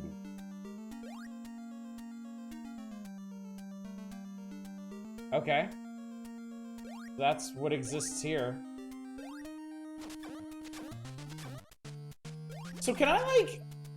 Legit question, can I just, like, grind on these guys until they cough up a key? 'Cause that's how I got my last key. Oh god, that guy hits really hard.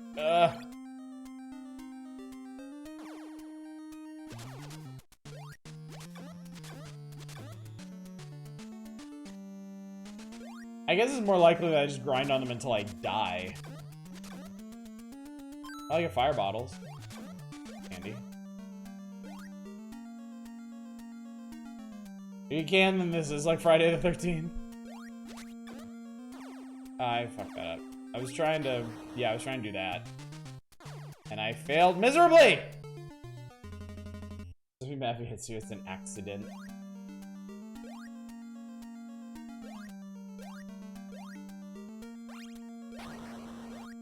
Thank you! Step into the fire and die.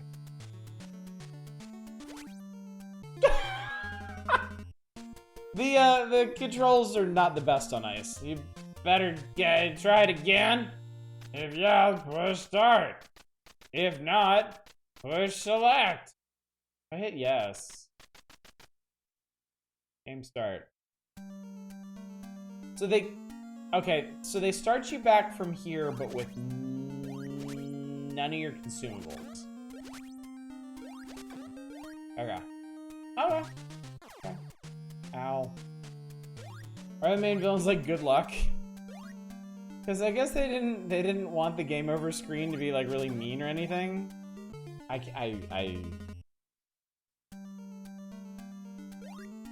Ice is not nice, chat.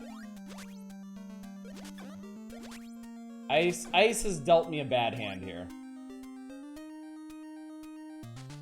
Yeah, I think I don't know why I keep doing that.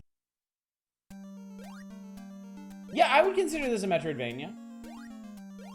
It's got a map layout similar to what we consider Metroidvanias, and you get items that provide you increasing access to the map as you go. Has ice ever been good? So, I am an ice physics defender. I generally like ice physics in games. I don't dread them. I don't dread it. Your password is... Okay. Okay, bye. I think ice physics can be really fun once you learn to manage them. And my example of that, Mappy, thank you for the follow. My go-to example for that is Ninja Gaiden. Ninja Gaiden 2's ice level is legit really, really fun once you learn how the ice physics work, because you can use it to your advantage. You can like blast through that level and do all kinds of neat like sword tricks and stuff, specifically because it is an ice level. The thing about ice levels and ice physics is the learning curve. It is really, really notably, often frustratingly hard to come to grips with ice physics in a game. And this is a perfect example. The ice physics in this one were pretty difficult to manage. And I just wasn't coming up with a good way to handle that one particular encounter. Did you like the ice in Feria? It was okay. The ice in Feria, yes. Yes, it was scary, but it was also manageable because of the jump shoot. I like the interaction between the ice and the jump shoot. I like that ice was like and just an absolute horrible, unmanageable mess unless you used jump shoot, and you still had to use them somewhat strategically. I thought that was fine. It is possible to go overboard with ice physics. The ice physics in Batman Return of the Joker are no bueno. They're not ice physics that you can have fun with, as far as I'm. Because also that's a game that you can't have fun with. So I mean, you're already behind the 8 ball on that as is. But yeah. Oh boy. Approach ice physics like I approach games with wonky controls, something that has to be adjusted to for the... Yeah, exactly. I think this is just a perspective I have on games. We've talked before about if... I don't even remember how I phrased it now, but like... Can bad controls be good? And the old Castlevania games are my go-to for that. Because the old Castlevania games control incredibly clunkily. Like, you have... Like, the jumping physics are really weird. You move really slowly. The whole stairs situation is a mess. But, in the context of the game, in the context of those Castlevania games, the way they're designed, those controls work. If you had more fluid, more responsive controls, it would be a very different kind of game. Why was ice in Batman? Why was anything in Batman? I can't explain anything that was in that Batman game. Well, no, I can. It was very, like, more so than even the first Batman game. It was a very different game. It was meant to be a different game, and then they got the Batman license, and they redid the main sprite to be Batman, and one of the bosses to be Joker, and that was that. I feel like your design level's okay enough. Ice can add an interesting new flow to platformers. Fuck about level design, it can just feel frustrating. Yeah. And especially in this era of gaming, there are plenty of bad ice levels that I totally understand may have turned people against the very concept of ice levels. I see it as kind of like timers in video games. A lot of people don't like timers.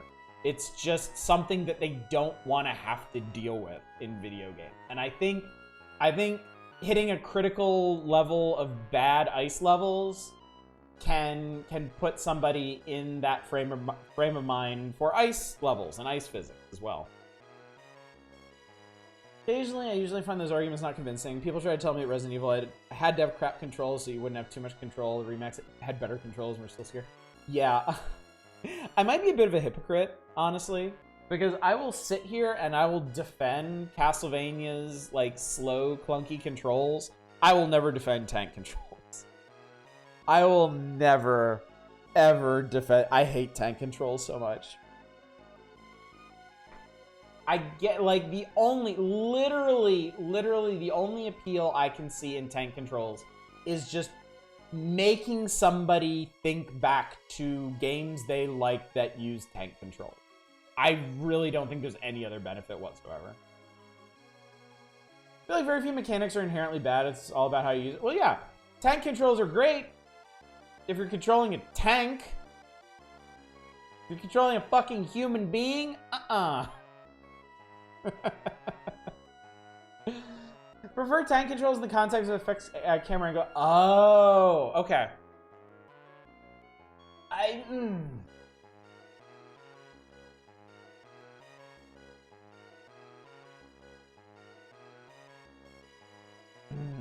get what you're saying, but I don't think tank controls are the answer to fixed camera games. I think there's a middle ground. I think you can do, like, well, no, because, like, I think some of the, like later Resident Evil and Silent Hill and other, like, third-person action-adventure-y games and stuff, once they got away from tank controls, they would set it up so that when you move from one fixed camera angle to the other, as long as you didn't change which direction you were pushing, you would still move in that direction. So, like, if you transitioned from one screen to the next by pushing down, but on the next screen, because the camera angle, you're running, like, away from the camera, as long as you're still holding down, you'll keep running in that direction. But then once you let off of it, the controls would reorient to the current screen's camera. I always liked that. I always thought that was a good way to do it.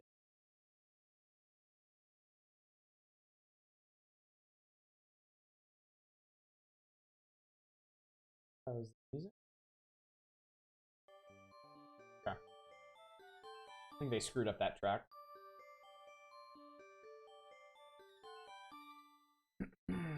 Tank controls are part of why I hate that generation of games on low poly 3D and really poor floaty controls.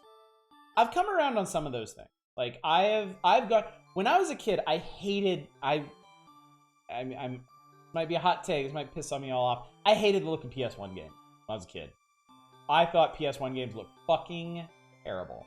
And I have since very much come around to the PS1 style of 3D.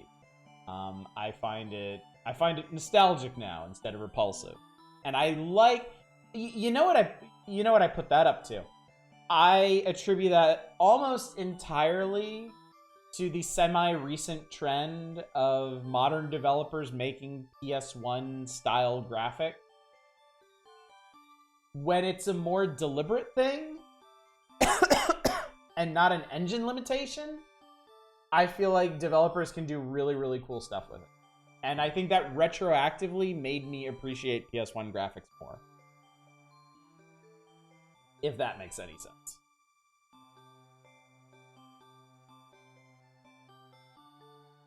You gotta understand, though, I also mostly skipped the PS1. I didn't have a PS1 when I was a kid, and I got a PS2 several years into its lifespan, so I only went back and played a select few PS1 games. Most of the PS1 catalog is unknown to me, honestly. Well, I mean, I know of it, but I haven't played most PS1. People nailing the weird greebling PS did is really... Yes, I love it. I love when developers are able to use that deliberately.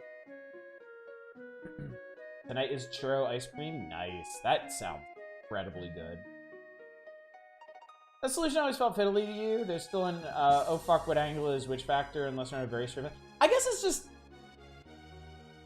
different things click for different people. I never had that problem in something like, I think Devil May Cry, the original Devil May Cry handled it that way, where you'd run into a scene, and as long as you were holding the stick the same way, you'd keep running the same way. But like once I'm in a new scene and I start moving again, I just felt like each scene's controls clicked for me just fine, and just having that one little point of transfer where it let me keep going the way I was going by holding the stick the same way, I guess worked for me. But yeah, I can also get why that wouldn't work for some people. It's a sticky problem, and I think that's a big reason why we moved away from fixed camera angles as a whole. Appreciate the stuff like the remaster, remake, one letting. Oh yeah, yeah. I mean, that's the solution right there. Just offer up everything. Offer all the solutions and let people pick the one that works for them. Especially with something as touchy as that. Speaking of touchy, the Addams Family. They're creepy and they're kooky, and now they're an NES game from Paramount and Ocean. Good heavens! Except for Gomez, everyone in the Addams Family seems to be missing. It's time for him to lurch into action and get to the bottom of things. See what they did, chat? You see what they did there? They did clever wordplay, chat. It's lurch and thing, like the TV show.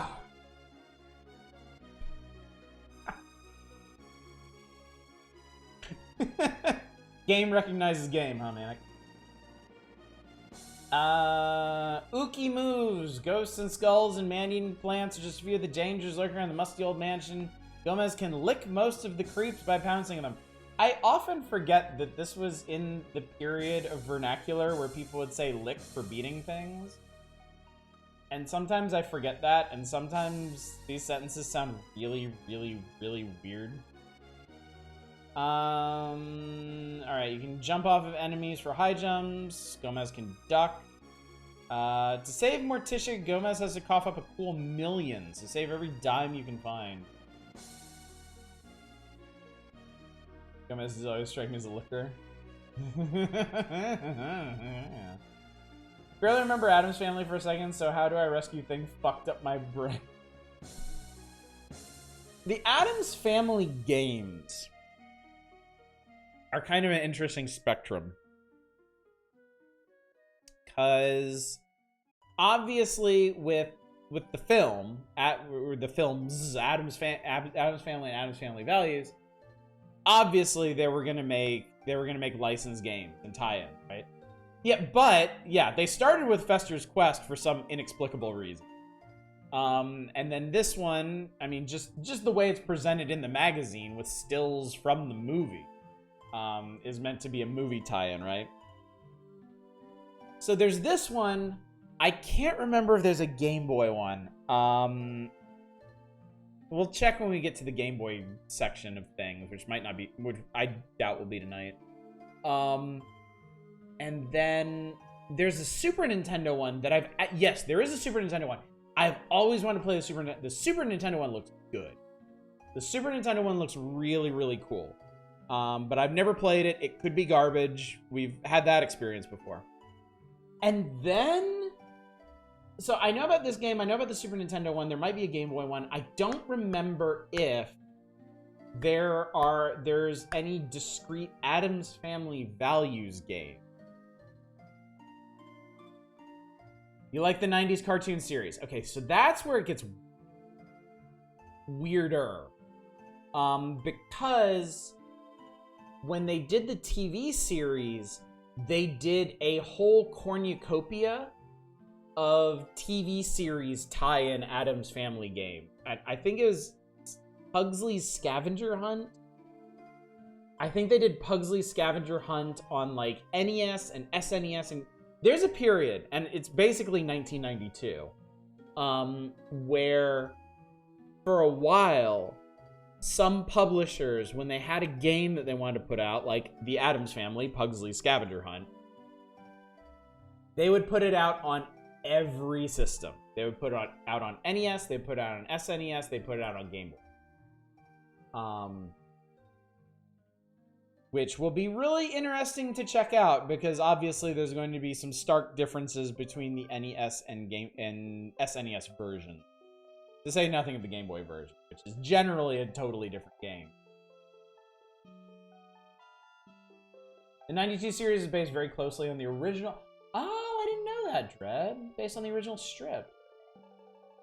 Don't think the new live-action show had any games. I don't think so either. Although, these days, licensed games tend to fly way under the radar. They are not nearly as notable as they were back in the 90s. Or even in the aughts, I think. Unless you're making a licensed game out of something really, really visible, like a Marvel movie or Star Wars or something.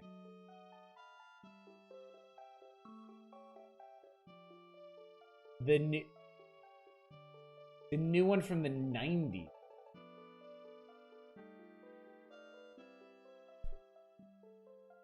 This is how fucked up media has become. I thought you were talking about an Addams Family live action that was out now, like on like fucking Netflix or Hulu or something. Because I could totally see that existing and me having like zero awareness of it. I'm gonna Google this because I have no memory of this.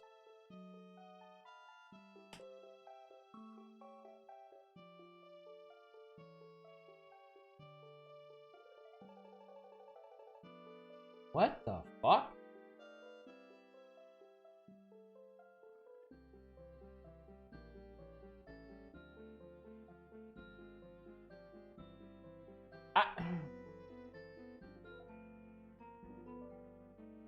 This is weird.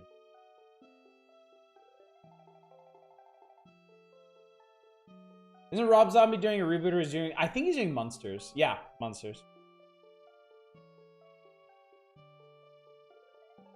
So weird.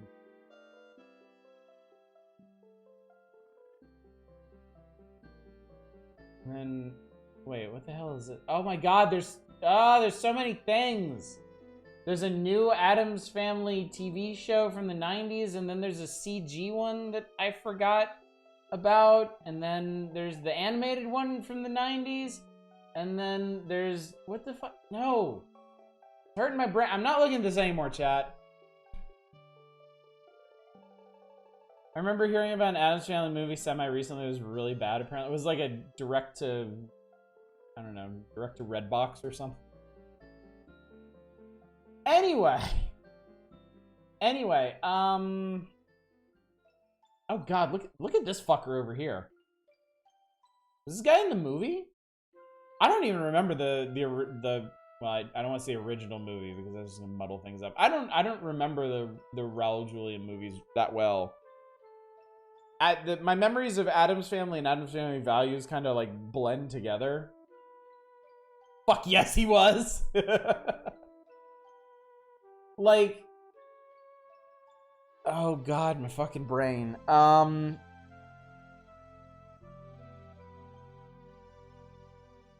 There's a big family get together. Right. No. Right.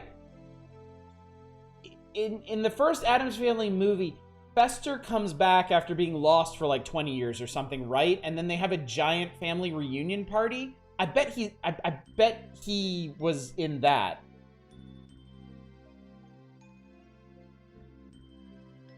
Some background character of the party. Yeah, I think they did some just really, really creative costuming and extra-ing for that sequence. That biz a ton of visual jokes. Okay, so that's that. Oh, this is the part of the magazine that gets all fucked up. Hang on. I gotta change this because the page numbers get all screwed up here. See, they did two pages of Gomez here for some idiot reason. I love these scans. I love that we have access to these scans, but it is so annoying if they just accidentally double scan one page, it throws the entire layout of the magazine off. Yeah, there's like these like twin guys too and whatever. So anyway, this is like a big platformer kind of puzzle game. You're kind of like puzzling your way through the mansion and like finding items to use on other things, and like you have to make a shrinking potion out of a blue egg, a bone, a piece of fog. You have to solve a puzzle to get out to the woods from the ballroom. Anyway, let's play this thing. Let's Let's see what this is actually like. I can't actually remember if I played this before. I definitely didn't own it. But I think I may have played a ROM of it at some point. Metroid Brainia. Oh my god. I hate that name, but honestly, I hate really specific genre distinctions. I'm so, I guess I'm so used to just genres being fluid and weird and not actually all that descriptive that when somebody drills way down on a term like Metroid Brainia, I just naturally resist it. Will it look okay if I do that?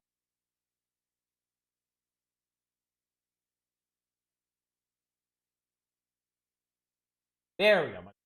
Okay. All right.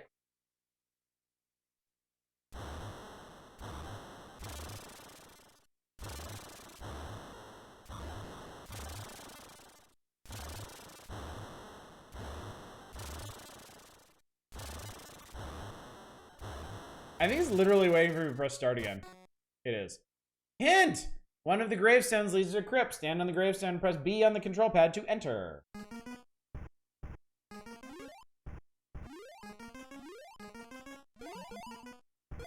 I have $100.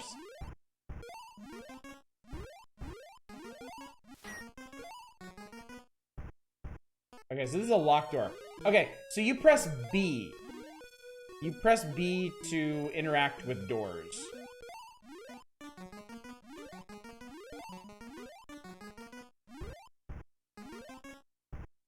Somebody's stuck in my... Oh my god!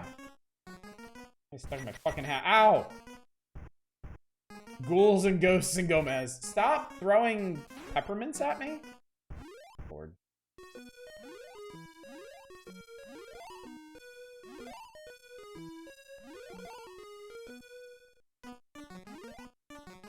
I think one problem... Look how tiny Gomez can be. It's really funny. Can I jump up?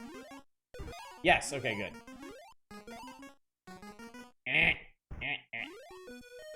I think one pitfall of licensed games is if they get the rights to the mute... Wait, I can't jump off of him? Weird, okay. Oh god. What the shit? What kind of climbing animation is that? That's fucked up. Anyway, one of the big pitfalls of doing a licensed game is if you get the rights to the music, it's hard to resist just using that music for literally fucking everything.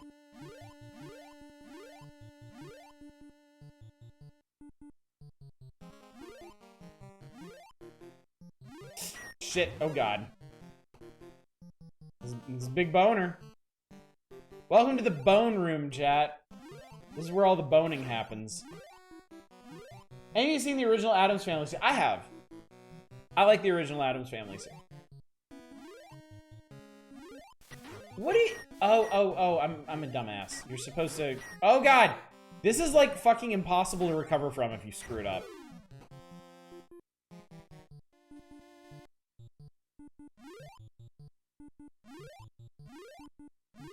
Raul Julia is a perfect casting job. Oh, definitely, yeah.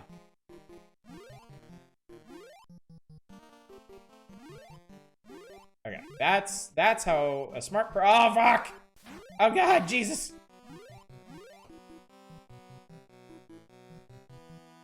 I'm gaming.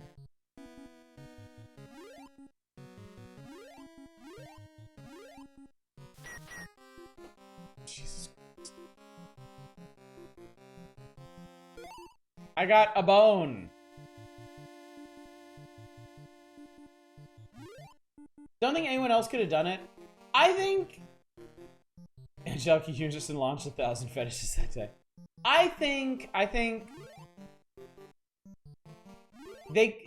could have found other actors to do a decent.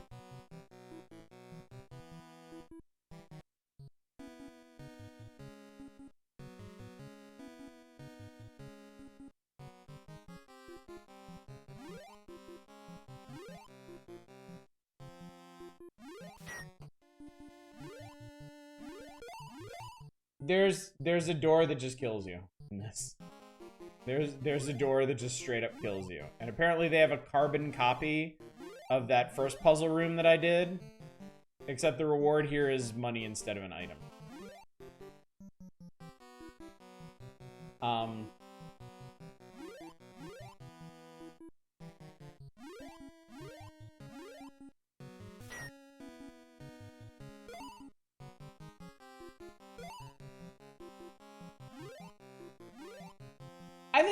I think there are plenty of actors who could handle the Gomez role.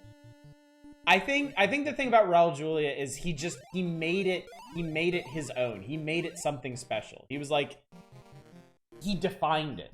You know, it's like Jack Nicholson is the Joker.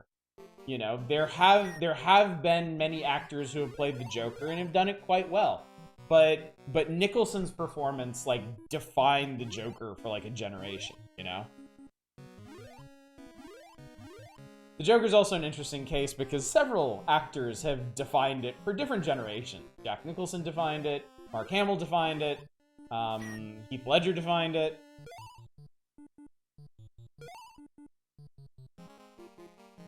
Made you think you need to avoid some of the spikes until the ground is all spikes? Yeah, that was pretty amazing. Is there fall damage in this? No. John Austin played Gomez a lot goofier for sure.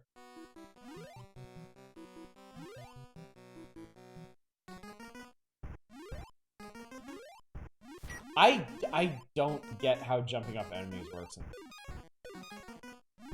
Is it really?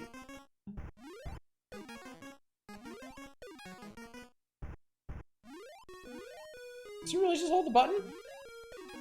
It really is just hold the button, but why wasn't it working earlier? That's so weird. Stop throwing bullshit at me. This door is locked. Why is this door? What the hell are you talking about? I got a bone. Let me in. Oh, goddamn key.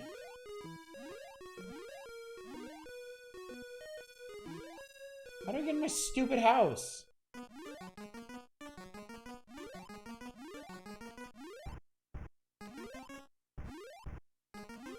Maybe I should just climb that. Can I please? No, I can't climb that. What the f—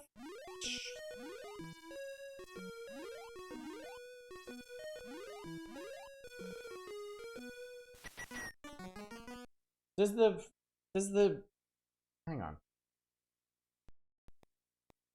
Is the tree climbable? I don't know.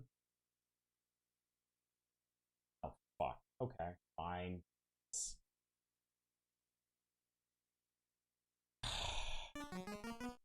Stupid big boner in the crypt has the key. I had to fight him.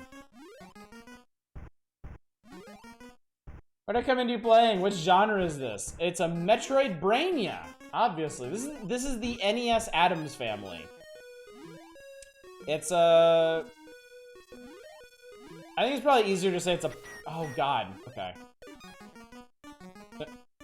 Wait, that doesn't make sense. What the shit? Holding jump lets you jump off of— oh my god. Holding jump lets you jump off of every enemy except the ones you actually need to do that to get over spikes with. Why not just call them Think 'em Up? It's bad, that's a genre now. It's a puzzle platformer. Basically Gomez is trying to rescue his family. They're all hidden in different places. And you have to collect items or complete different challenges to save them. Yeah, I don't— wait, what is going on with his jump? This is so weird. I do not understand that in the least. Alright, Mr. Bonar. Give unto me your key. Front door key, hooray. Okay. Okay. You have to re-tap jump. Okay, you have to re-tap jump after each one.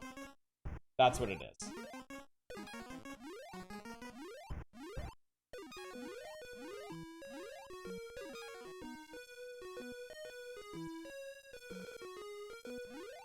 only took me like 20 minutes to figure that out. Let me in. The fall, are you kidding me? Is that gonna, hang on, is that gonna happen every time? No, okay, only the first time. Oh, so it's a rhythm game. Someone saw Maniac Mansion and wanted to marry it to a platformer, which isn't honestly the worst idea. Hint, search for a fiery entrance in the kitchen. Press B on control pad to enter. Ow. I've just, oh, it's another ice level, amazing. Never actually watched Addams Family. I have a friend who loves them just on concept. Apparently, family was made to be basically polar opposite to what traditional family was, so he and his wife are actually deeply in love with each other. Yeah. Oh, Christ. Okay. Yeah, the Addams Family is actually like very, very clever satire of the traditional nuclear family concept. I don't know why they keep penguins in their house, but yes, it's been a while since I last saw the old show, but I remember that feeling very timely.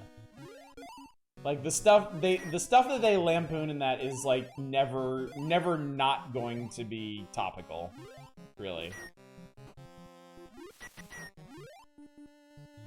Oh my god, this is terrible.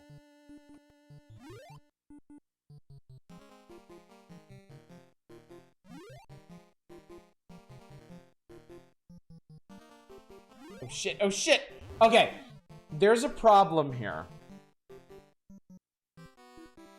There is a problem here. With the ice physics. You have, like, you really have, like, no control over what you're doing.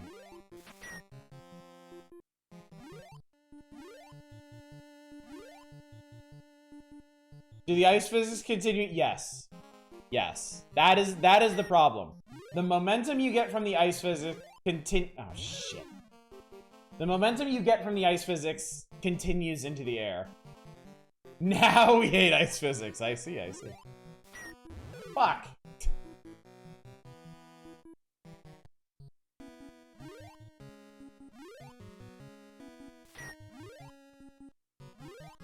No control isn't always a problem. The level is actually designed to be a flow. This is designed. Yes. That is the problem. This is designed to be start and stop. This is designed to excuse me. This is designed to stop and avoid icicles, to stop and avoid... What the fuck, man? To avoid falling snow. Up, game over. Enter your initials. Z.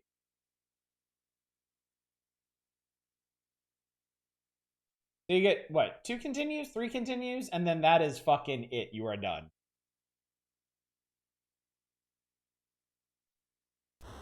I mean, straight up, this does not have particularly good controls to begin with. But yeah, the way they handle ice physics in this is not appropriate for what they want you to do.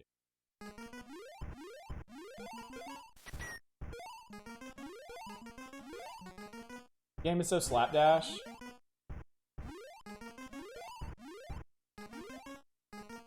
I mean, I feel like one of the surest signs of that is that there's basically no iframes in this, unless, well, I mean, except for like when you first spawn in. But if like something hurts you, it can just do so constantly, with no recourse or recovery or anything. Again, yeah, again. I know what I'm doing now, so I want to see what I can actually accomplish here.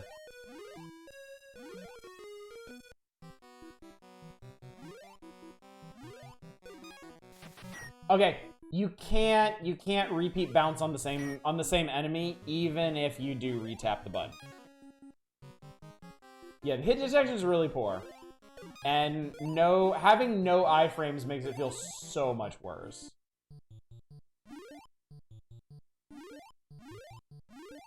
I know I know what I'm doing, Otto says, like a fool.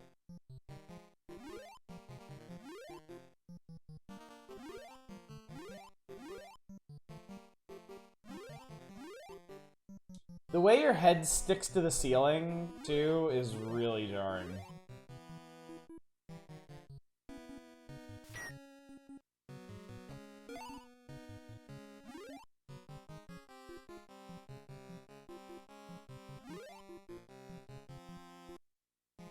Alright, I'm gonna skip the rest of the crypts, because I don't...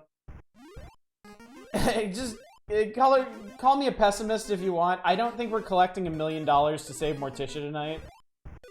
So, I don't think it really fucking matters. I do want that cheese. And I can't have it.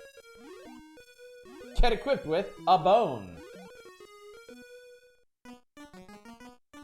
I don't know, I feel like having a boner is pretty on brand for Gomez. Heyo! Oh my god, it bounces. It fucking bounces. Even if you avoid it, it bounces after you. What the fuck is that?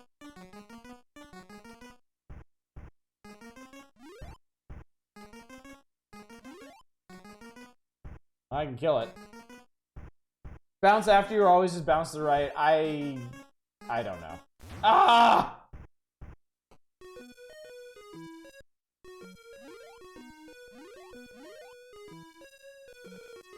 Why is this game the way it is? Oh, cool. You can stand on them and they kill you. I got an umbrella. What do? Can I use... It's under item. I have an umbrella, a house key, and a bone. Can you... Oh, I was like, can you crouch in midair? And it's like, no, you can stand on the picture frame. Obviously. Idiot. Fuck off! There's no way to avoid damage coming out of that room.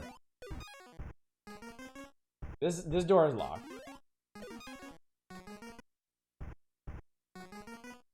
Incredible portrait.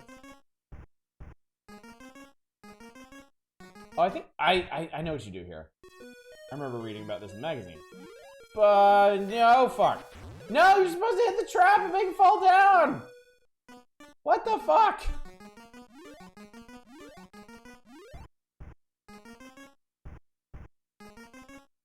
Do you like bounce off his head to make it happen? Like what the hell, man? No, you just die. You just eat shit. They're creepy and they're cookie. This game fucking sucks. God damn it. Wait, how do you... Wait! How the hell do you get up there? I get... Let me...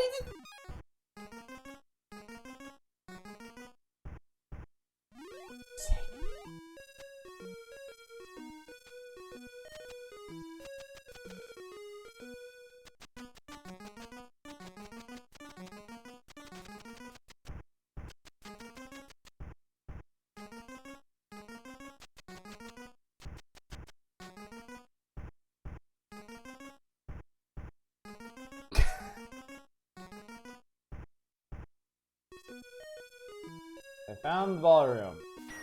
And the window frames are spewing poison upon me.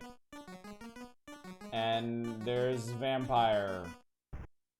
And the creature from Ao Oni fucking making out. Whatever. That shuffle, Gomez skittering up the stairs. Welcome to the toy room. Okay, I see like a scuba mask or something. Maybe that... Oh, this is some excellent platforming that you have to do most... Whoa, what the fuck? Does it do... Is it just... Wait, is it... Is it random? Like, what the fuck? It just kills you! It just fucking kills you! It drops you on your head and you die! Based on whether or not they're smiling.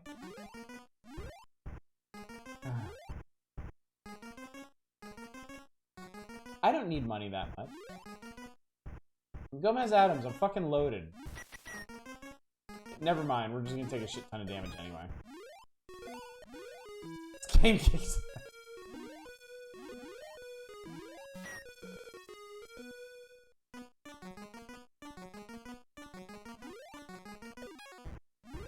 There's so many platforms that don't actually look like platforms, and I can't, I'm pressing right now. I can't walk, I'm standing on a TV, and I'm blocked by the door frame. I want you to process that for a second. I want you to realize that I can't step off the top of this TV because of the door frame. Not kicks, what's the other thing? Eat whips? Hit detection is a tricky thing. Truer words if it had ne'er been spoken. Welcome to the bathroom. Is that soap? Am I gonna get mauled by soap? Is that what this has come to? Does this actually hurt you?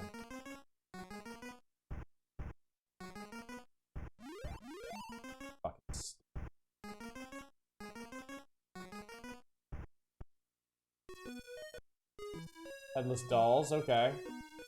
Makes sense, you slip and fall. Okay, there's a key in here. There's a key in here and I want it. And money. Fat stacks of cash. Also, I can't hurt the dolls. Because of course I can't. Alright, I got the tree key.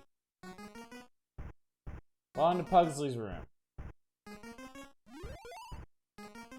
I see diamond. Money. I don't care about that money. Fuck your money.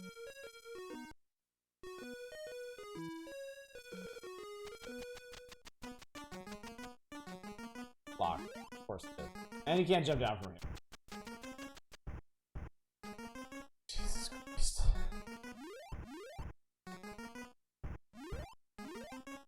Ow. Landed on my taint.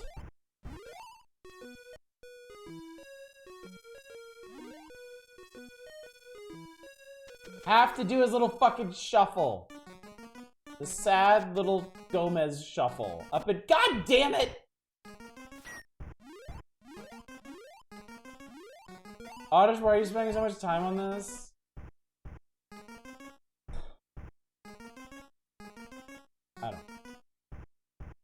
I don't know what I'm doing with my life.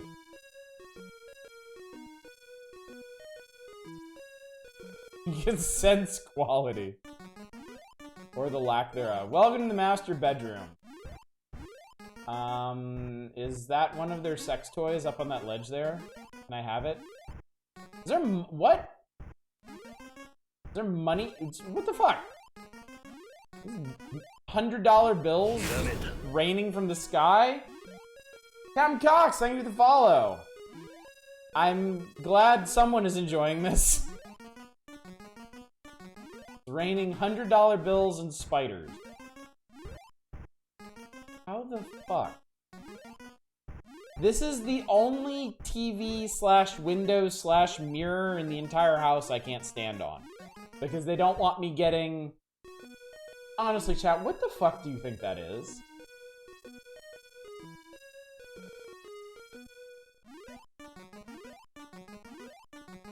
He's rescuing his hot goth wife. I mean, that's a very... like, its purpose is pure, certainly.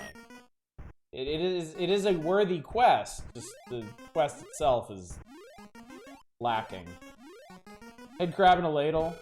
The special glove.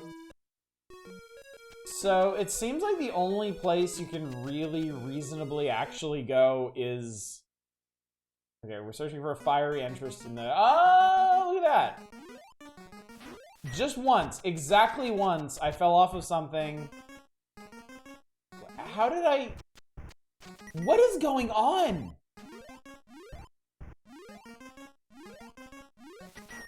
What the absolute fuck? No. No, we're done. We're done.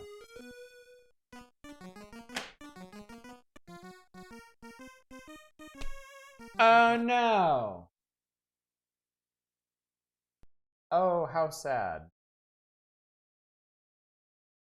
What a pity that your adventures have ceased to exist here. God almighty. What the absolute fuck is going on? Again, an iconic Addams Family concept. True, man. Game looks so much less fun to actually play versus watching someone have a terrible, confusing time. That's the magic of the Power Hours. No one would actually enjoy playing this game, but you can get a lot of mileage out of just watching somebody fail over and over and over again. Okay, so where is Wednesday? Wednesday is apparently in the freezer, and apparently we got extremely close to finding Wednesday. She was there. If I had just not flubbed the jumps over the ice blocks, we would have been there. Auto scroll up, what? If you're wondering why there's 2 copies of the same page, it's a scan error. The person who scanned this into the archive accidentally scanned this page twice. So they didn't, the actual, no, it's fine, Trade-On, it's fine. Here, let me show you something. You're not dumb. Contents of the magazine. Volume 31, Batman, Actraiser, Adam, Tiny Toon, Pilot Wings, Populous. Now playing Pack Trudge. Metriod 2. Everybody loves Metriod 2, right? Big fans. Big fans. It's the fucking cover feature of this one. And they spelled it wrong in the table of contents. So don't worry. Don't come to these streams feeling dumb. You will never, I promise you, you will never be the dumbest thing on this stream. You will never be the dumbest part of this stream. Metriod 2 Return of Seamus. This section on their fantasy game consoles. Mention. Oh, were you looking at the Player's Pulse? Yeah, they had a. So for the letters section every month, they would have a topic. And the topic that they were exploring this month was, you know, the Super Nintendo is out and it's the best gaming system ever. What would be your dream console? And then people wrote in with a bunch of really dumb stuff about, I want it to do my taxes. Or I want it to travel through time and such things. No worries. So that was the Addams Family. It was terrible. Tiny Toon Adventures, hooray! Toons the Rescue, Trouble Times. Who watched Tiny Toon Adventures? I love Tiny Toon Adventures. Tiny Toon Adventures was great. I saw a weird video on YouTube. I didn't watch it, but it was some explainer about how Tiny Toon Adventures was canceled because of a stalker. And I'm kind of curious what they're on about, but I wasn't really in the mood for a video like that today, so. But I don't know the story of what happened to Tiny Toon Adventures. There's an episode where they'll get fucking drunk. There's an episode, it was really late in the run of Tiny Toon Adventures. I think it was a special. But they went on like spring break or something, and they did parodies of Beavis and Butthead and Ren and Stimpy. The Babs Bunny voice actress got some really bad stalkers. Seriously? That is fucked up. Deep Thought, what's up, Deep Thought? Oh, it was a summer vacation special. Okay, yeah, I remember they're all packed into a bus going somewhere.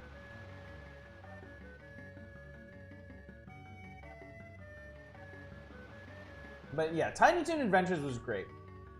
Tiny Toon Adventures seemed to be the genesis of stuff like Animaniacs and Freakazoid and all the really, I don't want to say high concept, but like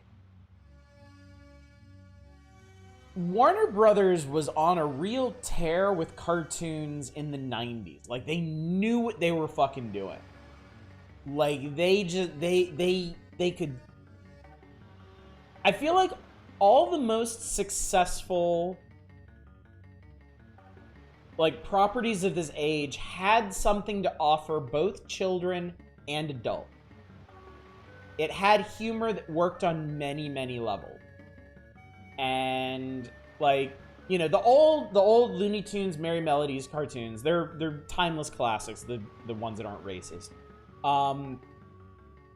And that's what they did. I think that's what they did really well, is they had something to offer children and adults. It had something for everybody who was watching it. And then I think they fell off for a long time.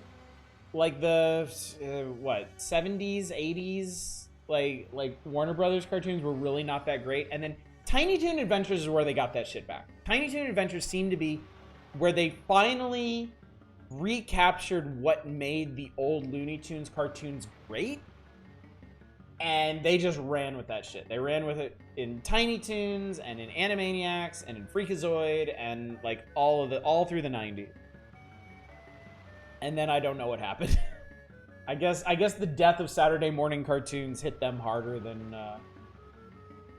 well, I mean, it hit all those animation groups hard.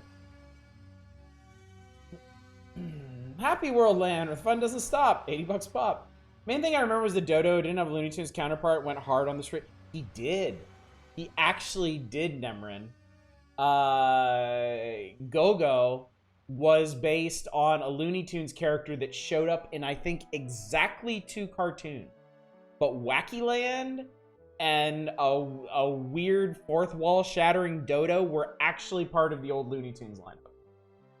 That Go-Go was like the deepest fucking cut in Tiny Toon Adventure. Like, they really did their homework there. But yeah, it was seriously like only 2 episodes. And I never saw the original Wacky Land cartoons until after Tiny Toon Adventure. That might have been related, honestly. They might have just not put them into circulation on TV until Tiny Toon Adventures like brought back awareness. But yeah. That was definitely one of the most interesting things about the TV show. Is just how deep they went on that stuff.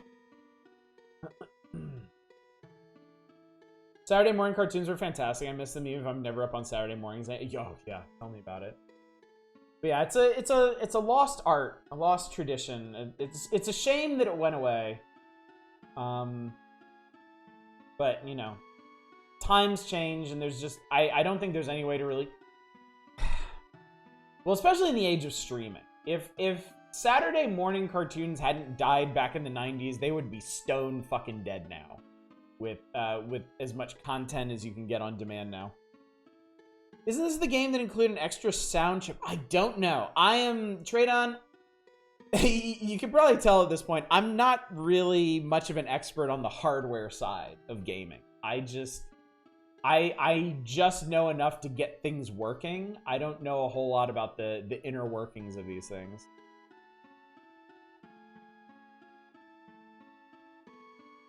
It's a fucking weird deep cut. I used to air Project... Oh my god. Somebody else knows Project Geek. Holy shit. There are days that I think that's like some kind of hallucination I had. Like I just had a really bad fucking fever one weekend, and I imagined a cartoon about some like fuck, what was he? He was like a fucked up android or something. He was designed to be like the new body for some like interplanetary conqueror, but they end up putting some dumbass AI in him, and he's basically like a modern for the time Inspector Gadget, but like in a crazy fucked up sci-fi setting. Oh my god, that was such a weird fucking show. Yeah, there's a talking T-Rex and some cyberpunk cyborg. Dude! Oh my, I can't believe somebody else knows that show. I can't believe you used to show that. I don't know what the target demographic for that show was. Obviously it didn't exist because I don't think it lasted more than a season or like half a season. But man, what a bizarre concept. He's the Guyver. shit was weird in the 90s. I mean, on the one hand, you had the most inexplicable licensed cartoons. Like, you had a licensed Aliens cartoon, you had a licensed Attack of the Killer Tomatoes cartoon, you had licensed trauma cartoons, like fucking Toxic Avenger, that you're showing to children? And then on the other hand, you've got this, like, cracked out, yeah, RoboCop cartoon, and then on the other hand, you've got this, like, cracked out high concept shit, like Project Geeker. Yeah, licensed Beetlejuice cartoon. Dude. 90s were weird, man. A weird time. I guess, I don't know, I guess every generation kind of goes through this, where they look back at their childhoods and like, how did this shit even exist? Like, my dad's generation is looking back and it's like, why the fuck did our parents let us do, like, a fraction of the things that they let us do? And, like, for my generation, it's like, how did the media we consumed actually exist? How was any of this real? There is a Toxic Avenger game, yes. We will get to that, I'm sure. You know, it's funny you mention that. The Beetlejuice show was actually pretty solid. I do remember, I never watched it regularly. There were some really good cartoons that I just didn't watch regularly because they didn't appeal to me, and Beetlejuice was one of them. I liked the Beetlejuice movie, but I never liked the kind of, like, grosser aspects of the character. And I feel like the TV show mainly played that up for laughs, and I wasn't really into that.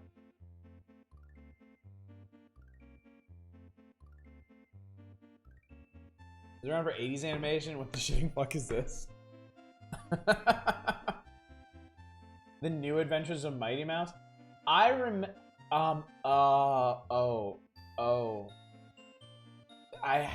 have a memory now. Oh god, I have two memories. There was a... Jesus. What was it? There was a 90s superhero cartoon about sports stars? And there was... What was it? There was like a football... Oh, it says two memories, they're fighting. There was like a football player and a basketball player and like Wayne Gretzky, and they had like Iron Man versions of their like of their sports gear, and they would fight. It felt like a Captain Planet sort of thing. They would fight like okay, so that one's also not just me. There was also a Mighty Ducks cartoon, but instead of being about the hockey team, they were literal ducks, and they played hockey, but they were also superheroes? Am I remembering this correctly? I really hope I'm not confusing this with, like, Darkwing Duck. Because I remember that... Do I remember them flying around in a giant duckbill ship? I know Darkwing Duck did that, but I feel like the Mighty Ducks did too? Oh, it was in the Darkwing Duck universe. Oh, okay. That explains so much. Alien ducks from the hockey planet that use hockey powers to fight evil lizards aliens. There we go. Mystery solved. Wikipedia is telling me it's called Pro Stars, also with Bo Jackson. Oh my god. Oh my god. It's amazing. It's amazing to look back and realize that shit like Captain Planet and the Planeteers was the normal stuff. Teenage Mutant Ninja Turtles was the normal stuff. And like 90s animation went so much further afield than that. You remember Pro Stars? Oh good, you remember Pro Stars too? It's Biker Mice from Mars just with less bikes and more ducks. Oh god. Hang on. There was... Okay. I think I was starting to kind of get out of cartoons when this was a thing. But I think on the heels of Teenage Mutant Ninja Turtles popularity, there was a whole spate of like unexpected anthropomorphized animals with strange professions, right? Biker mice from Mars, samurai pizza cats. What was the one? Street sharks. Wasn't there a one with 2 cats in like an F-14 in like the near future? Adolescent radioactive black belt hamsters. SWAT cats. SWAT cats. Oh my god. Yeah, Thundercats was 80. Thundercats was its own thing. Fucking SWAT cats. Turns out there were actually 2 Biker Mice cartoons. You have SWAT cats on DVD? Holy shit. Road Rovers. 90s was an animation really started to explore itself as an art media form outside of it. It's just being used for advertising. Surprisingly large bout of adult aimed animations like Ren and Stimpy, satiric cartoons, and self-worker. I also remember 90s was when you were getting stuff like Liquid Television on MTV, right? Because I remember that, and I remember that giving way to stuff like the Max and Aeon Flux, which was like super captivating. SWAT cats also watched a few fetishes.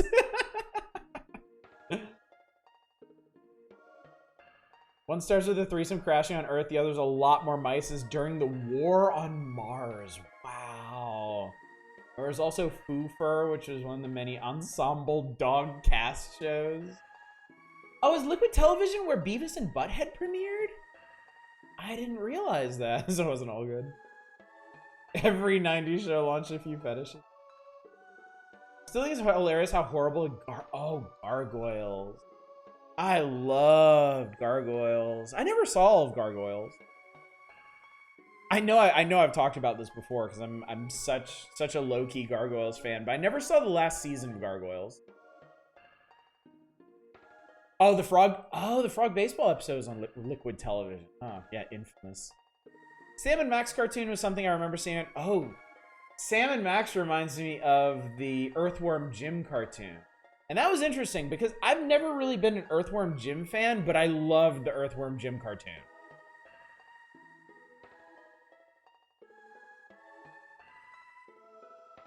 Liquid TV had Dog Boy and Winter Steel.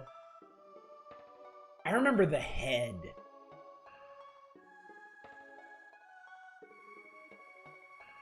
The head was...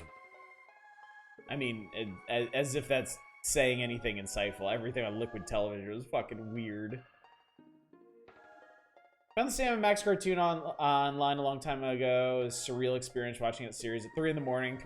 Poor quality VHS ripped while lounging in bed. Sometimes that's the best way to experience a series, though, because it acquires this fever dream aspect to it.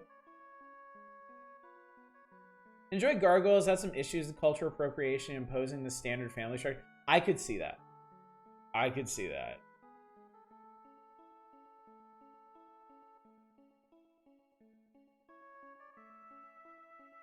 Yeah, weren't...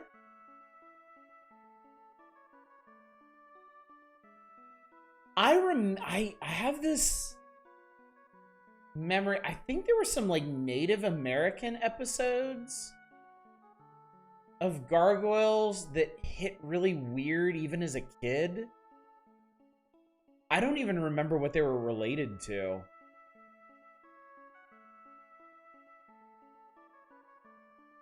Sam and Max using paper bags or breathing space is never not funny.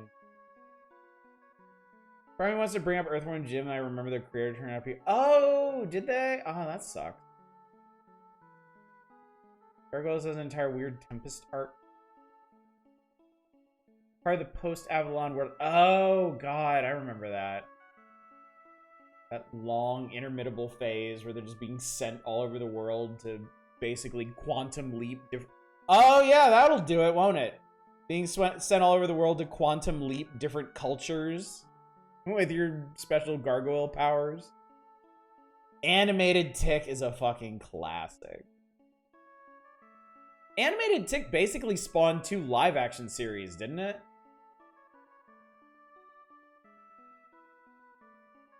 I remember the first one with, what's his name? Character actor guy. Why can't I remember that guy's name?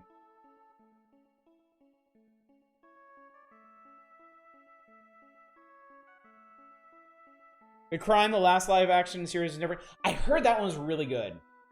Yeah, Patrick Warburton. Yeah. It's stupid I can't remember his name. I've worked with his son on voiceover projects. So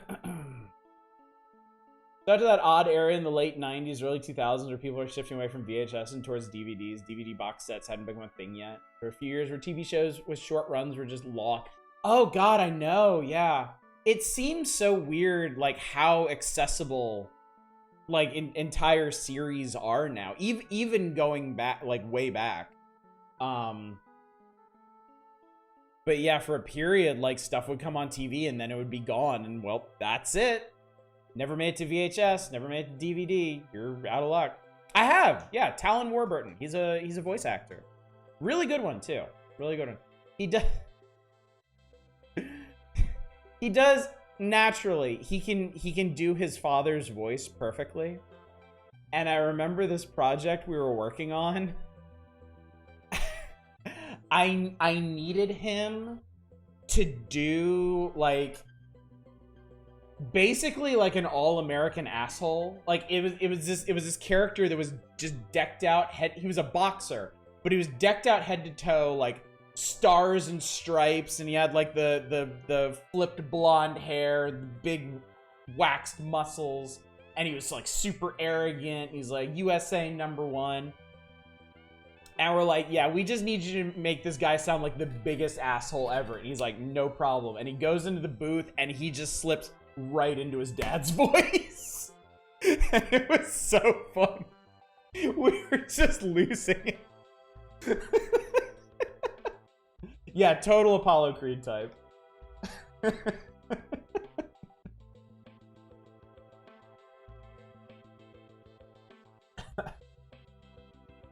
Yeah.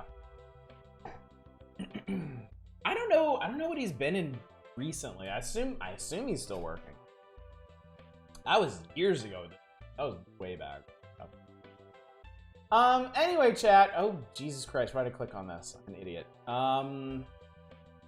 There's a Tiny Toon Adventures game. Let's play it real quick, and I think this is gonna be the last thing we do for the evening. They did a huge feature on this, by the way. Like, they just mapped out this whole fucking game. Which is apparently 6 stages or so.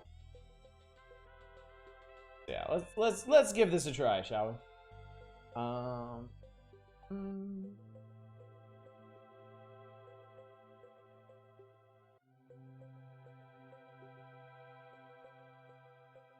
Yeah, remember video games? Remember the good old days of video games and playing them sometimes? I don't. Holy shit, there are 3 Tiny Toon Adventures games on the NES. I only remember the first one. There are no video games. Only nostalgia.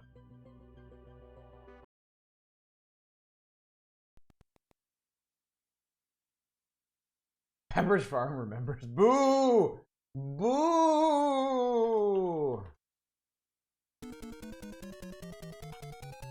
While Buster Bunny relaxes at home, Montana Max suddenly appears on the TV. That little dickhead.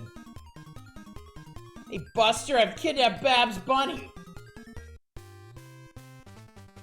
Help me, Buster, help me! Yeah, we're not getting to Metriod today. Come on, Buster, come and get her. What should I do? I have to help Babs quickly. You play the video game, obviously. Imagine having the balls to broadcast on national television that you kidnap someone and broadcast aimed at one specific person.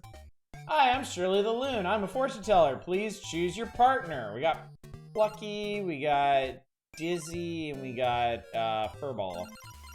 I guess we'll just try them in order. Start with Plucky. I never knew his name was Quickly. Okay, cool. You can hop on things.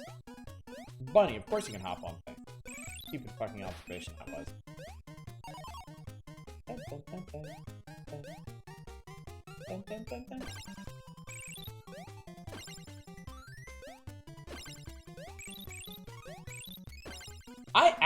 This is a very bright game, isn't it?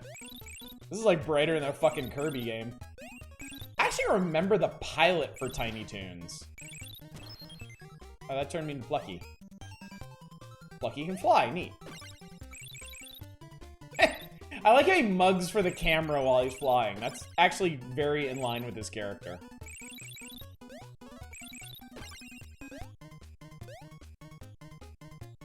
And you can slide, which fucks dudes up.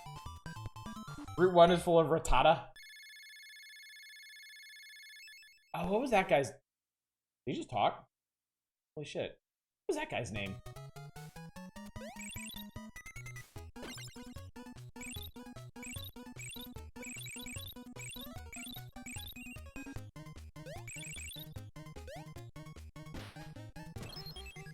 Flying is the same as the ostrich in Donkey Kong Country 2. I found a cave. Oh, you can run in this too. Cool. Hi, I'm Hampton. Collect as many carrots as possible. You will get an extra player if you collect 30 carrots. How many carrots do you have?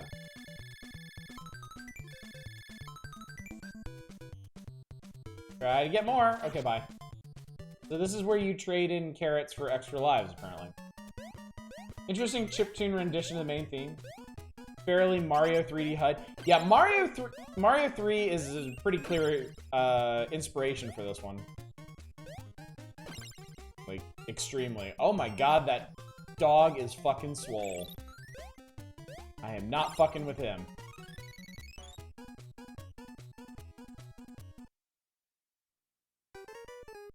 It's Elmyra! Oh fuck! We're gonna die!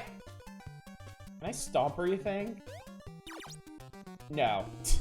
Do not touch Elmyra. The point of that was to survive. Hi, Shirley. Let's use Dizzy. A dog get, like, absorbed in an advertising campaign for a brand or something? Wait, wait. I'm sorry, I need to do the whole thing over again? Because I got by Elmyra? Am I understanding this correctly?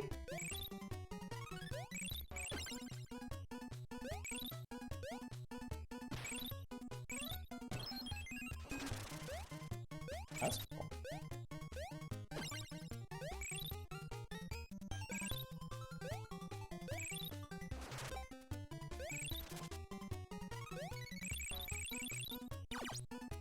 Good job. Well done.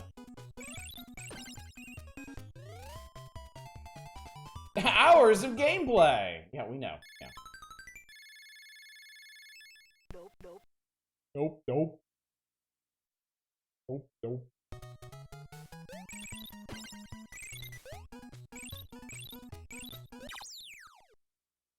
Shit.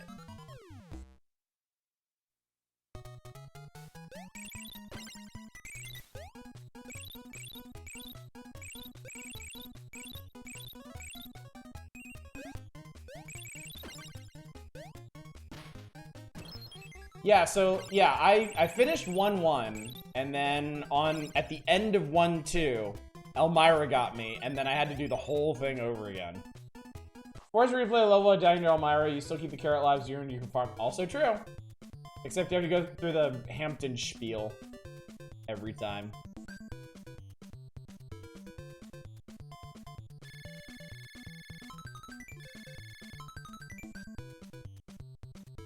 Why do this? Why not just have it happen automatically?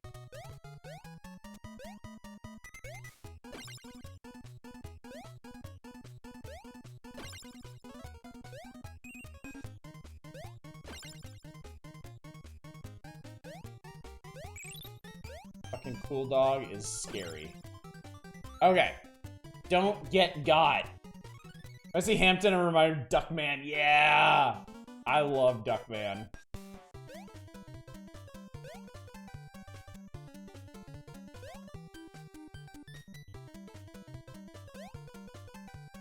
Okay, so you just hold out until the exit door shows up.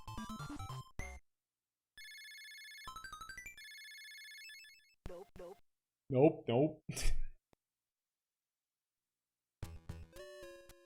Hell is this?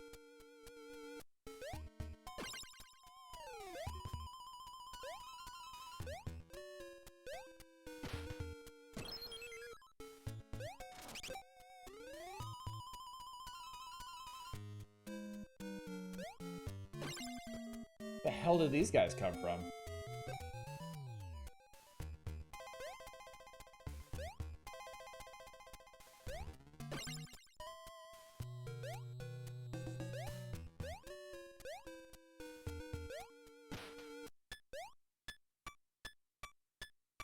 Tick tock, tick tock, tock.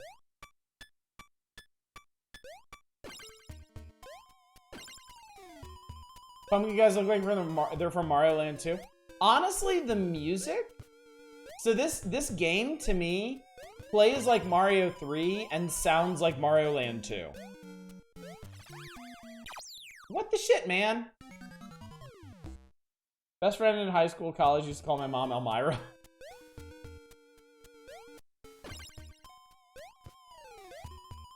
Elmira or Elvira? Those are two very different things. Is your mom Mistress of the Dark?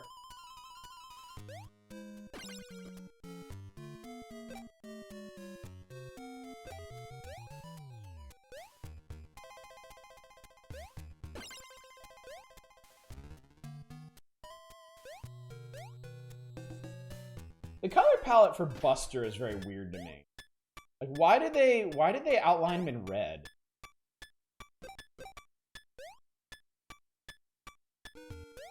God damn it, I knew that was gonna happen. I knew the second I would try to jump across, the timer would run out.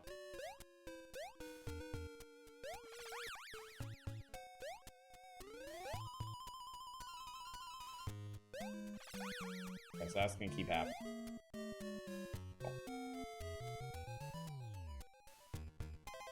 Maybe by Nintendo, it looks like they might have just used a lot of the SMB3 stuff and reskinned it. It's not. This is, Wait, who made this? Hey, it's some dickhead on a skateboard.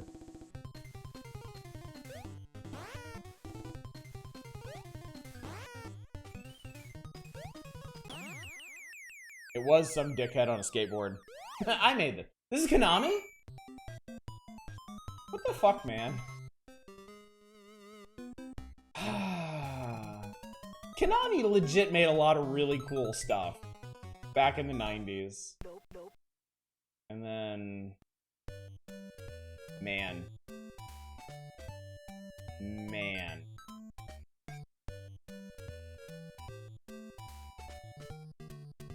Alright, let's grab Furball. Sprite art is not bad at all. I mean, everything is very identifiable. Holy shit.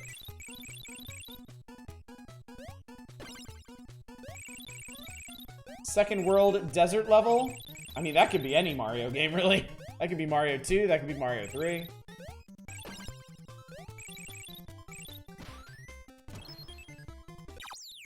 Perfect! Wow, Furball's great. Imagine skateboarding around with a couple anvils in your pockets. I think Furball's thing is that he can climb walls. If I remember the Nintendo Power feature. Plucky's probably the one I should be taking all the time. Oh, Jesus. Jesus Christ, man! Anvil might come in handy. Anvil themes lately when I come by the stream. Anvils have kind of fallen out of vogue, you know? By the way, if I hold B with Buster, dude runs fucking fast. Dude goes. This is booking it.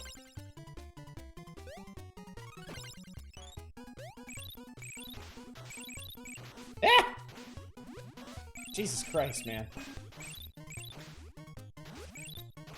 Oh, I can't collect any more carrots. 99 is the maximum. You gotta go turn him into Hampton.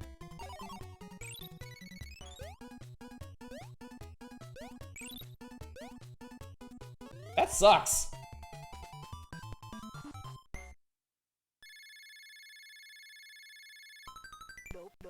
Nope. Alright, Tradon, have a good one. Oh, it's a water level.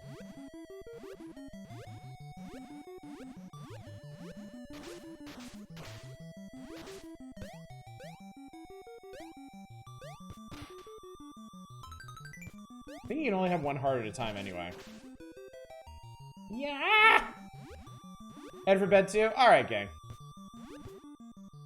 But don't forget, we're gonna give Tex Murphy another try come Monday. Hopefully everything will work out. My brain meats will cooperate, and so will his. Well, that's great.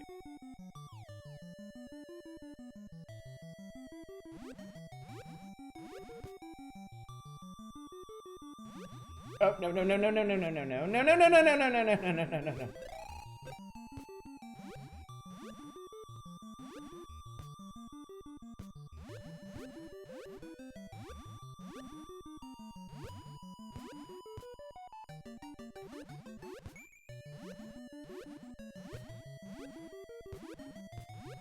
This game feels like it's meant to be very fast-paced. Like, it actually... I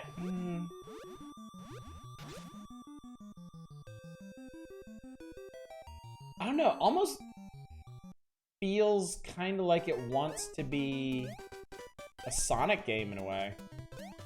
Does she jump? I'm really concerned. Maybe she doesn't, but I gotta find a way down there. Yeah! Shit!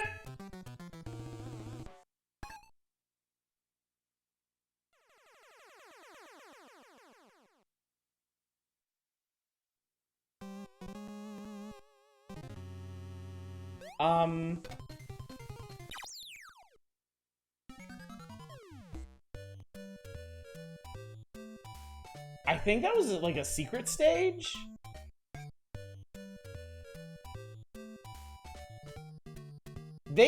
So Tiny Toons did a Star Wars parody. And I think that was it. I think they included that in this game as like a secret stage.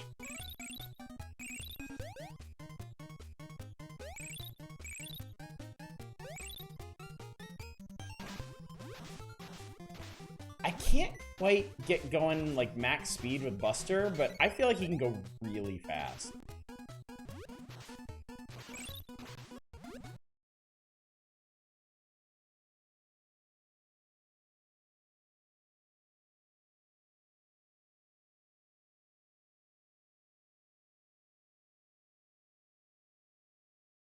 Oh, did I just lose audio? Okay.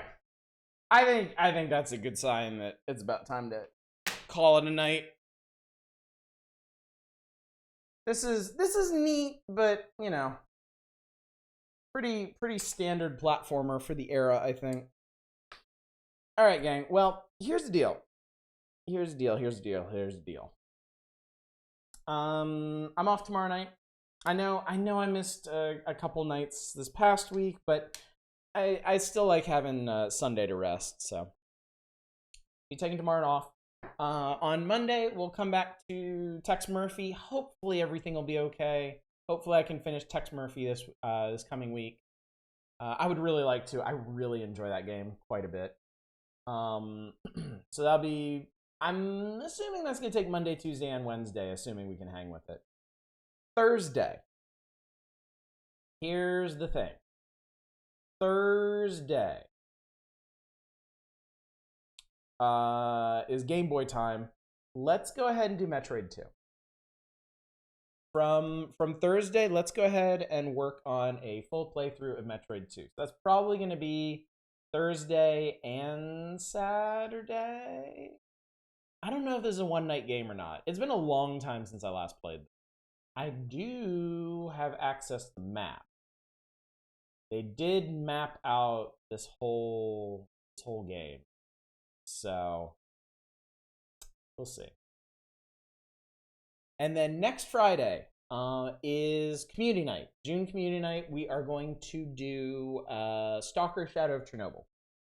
See how far into that we can get in 3 hours. Hopefully it'll be a good time. If y'all really, really like that, we can return to it for a full playthrough in the future, because I've never beaten that game. I've played it several times and never actually beaten it. So that's a thing. So that's next week planned out. Yeah, I think that about covers it. Let's find somebody to stream, shall we? See who's up. See whom I can send you to. Stalker is so fucking good. How's about? Oh, this is perfect. I'll send you to Bassy. Bassy's playing Metroid Prime. Metroid Prime. Metroid Plum? Metroid Plume? Metroid Prime. First time playing Metroid Prime.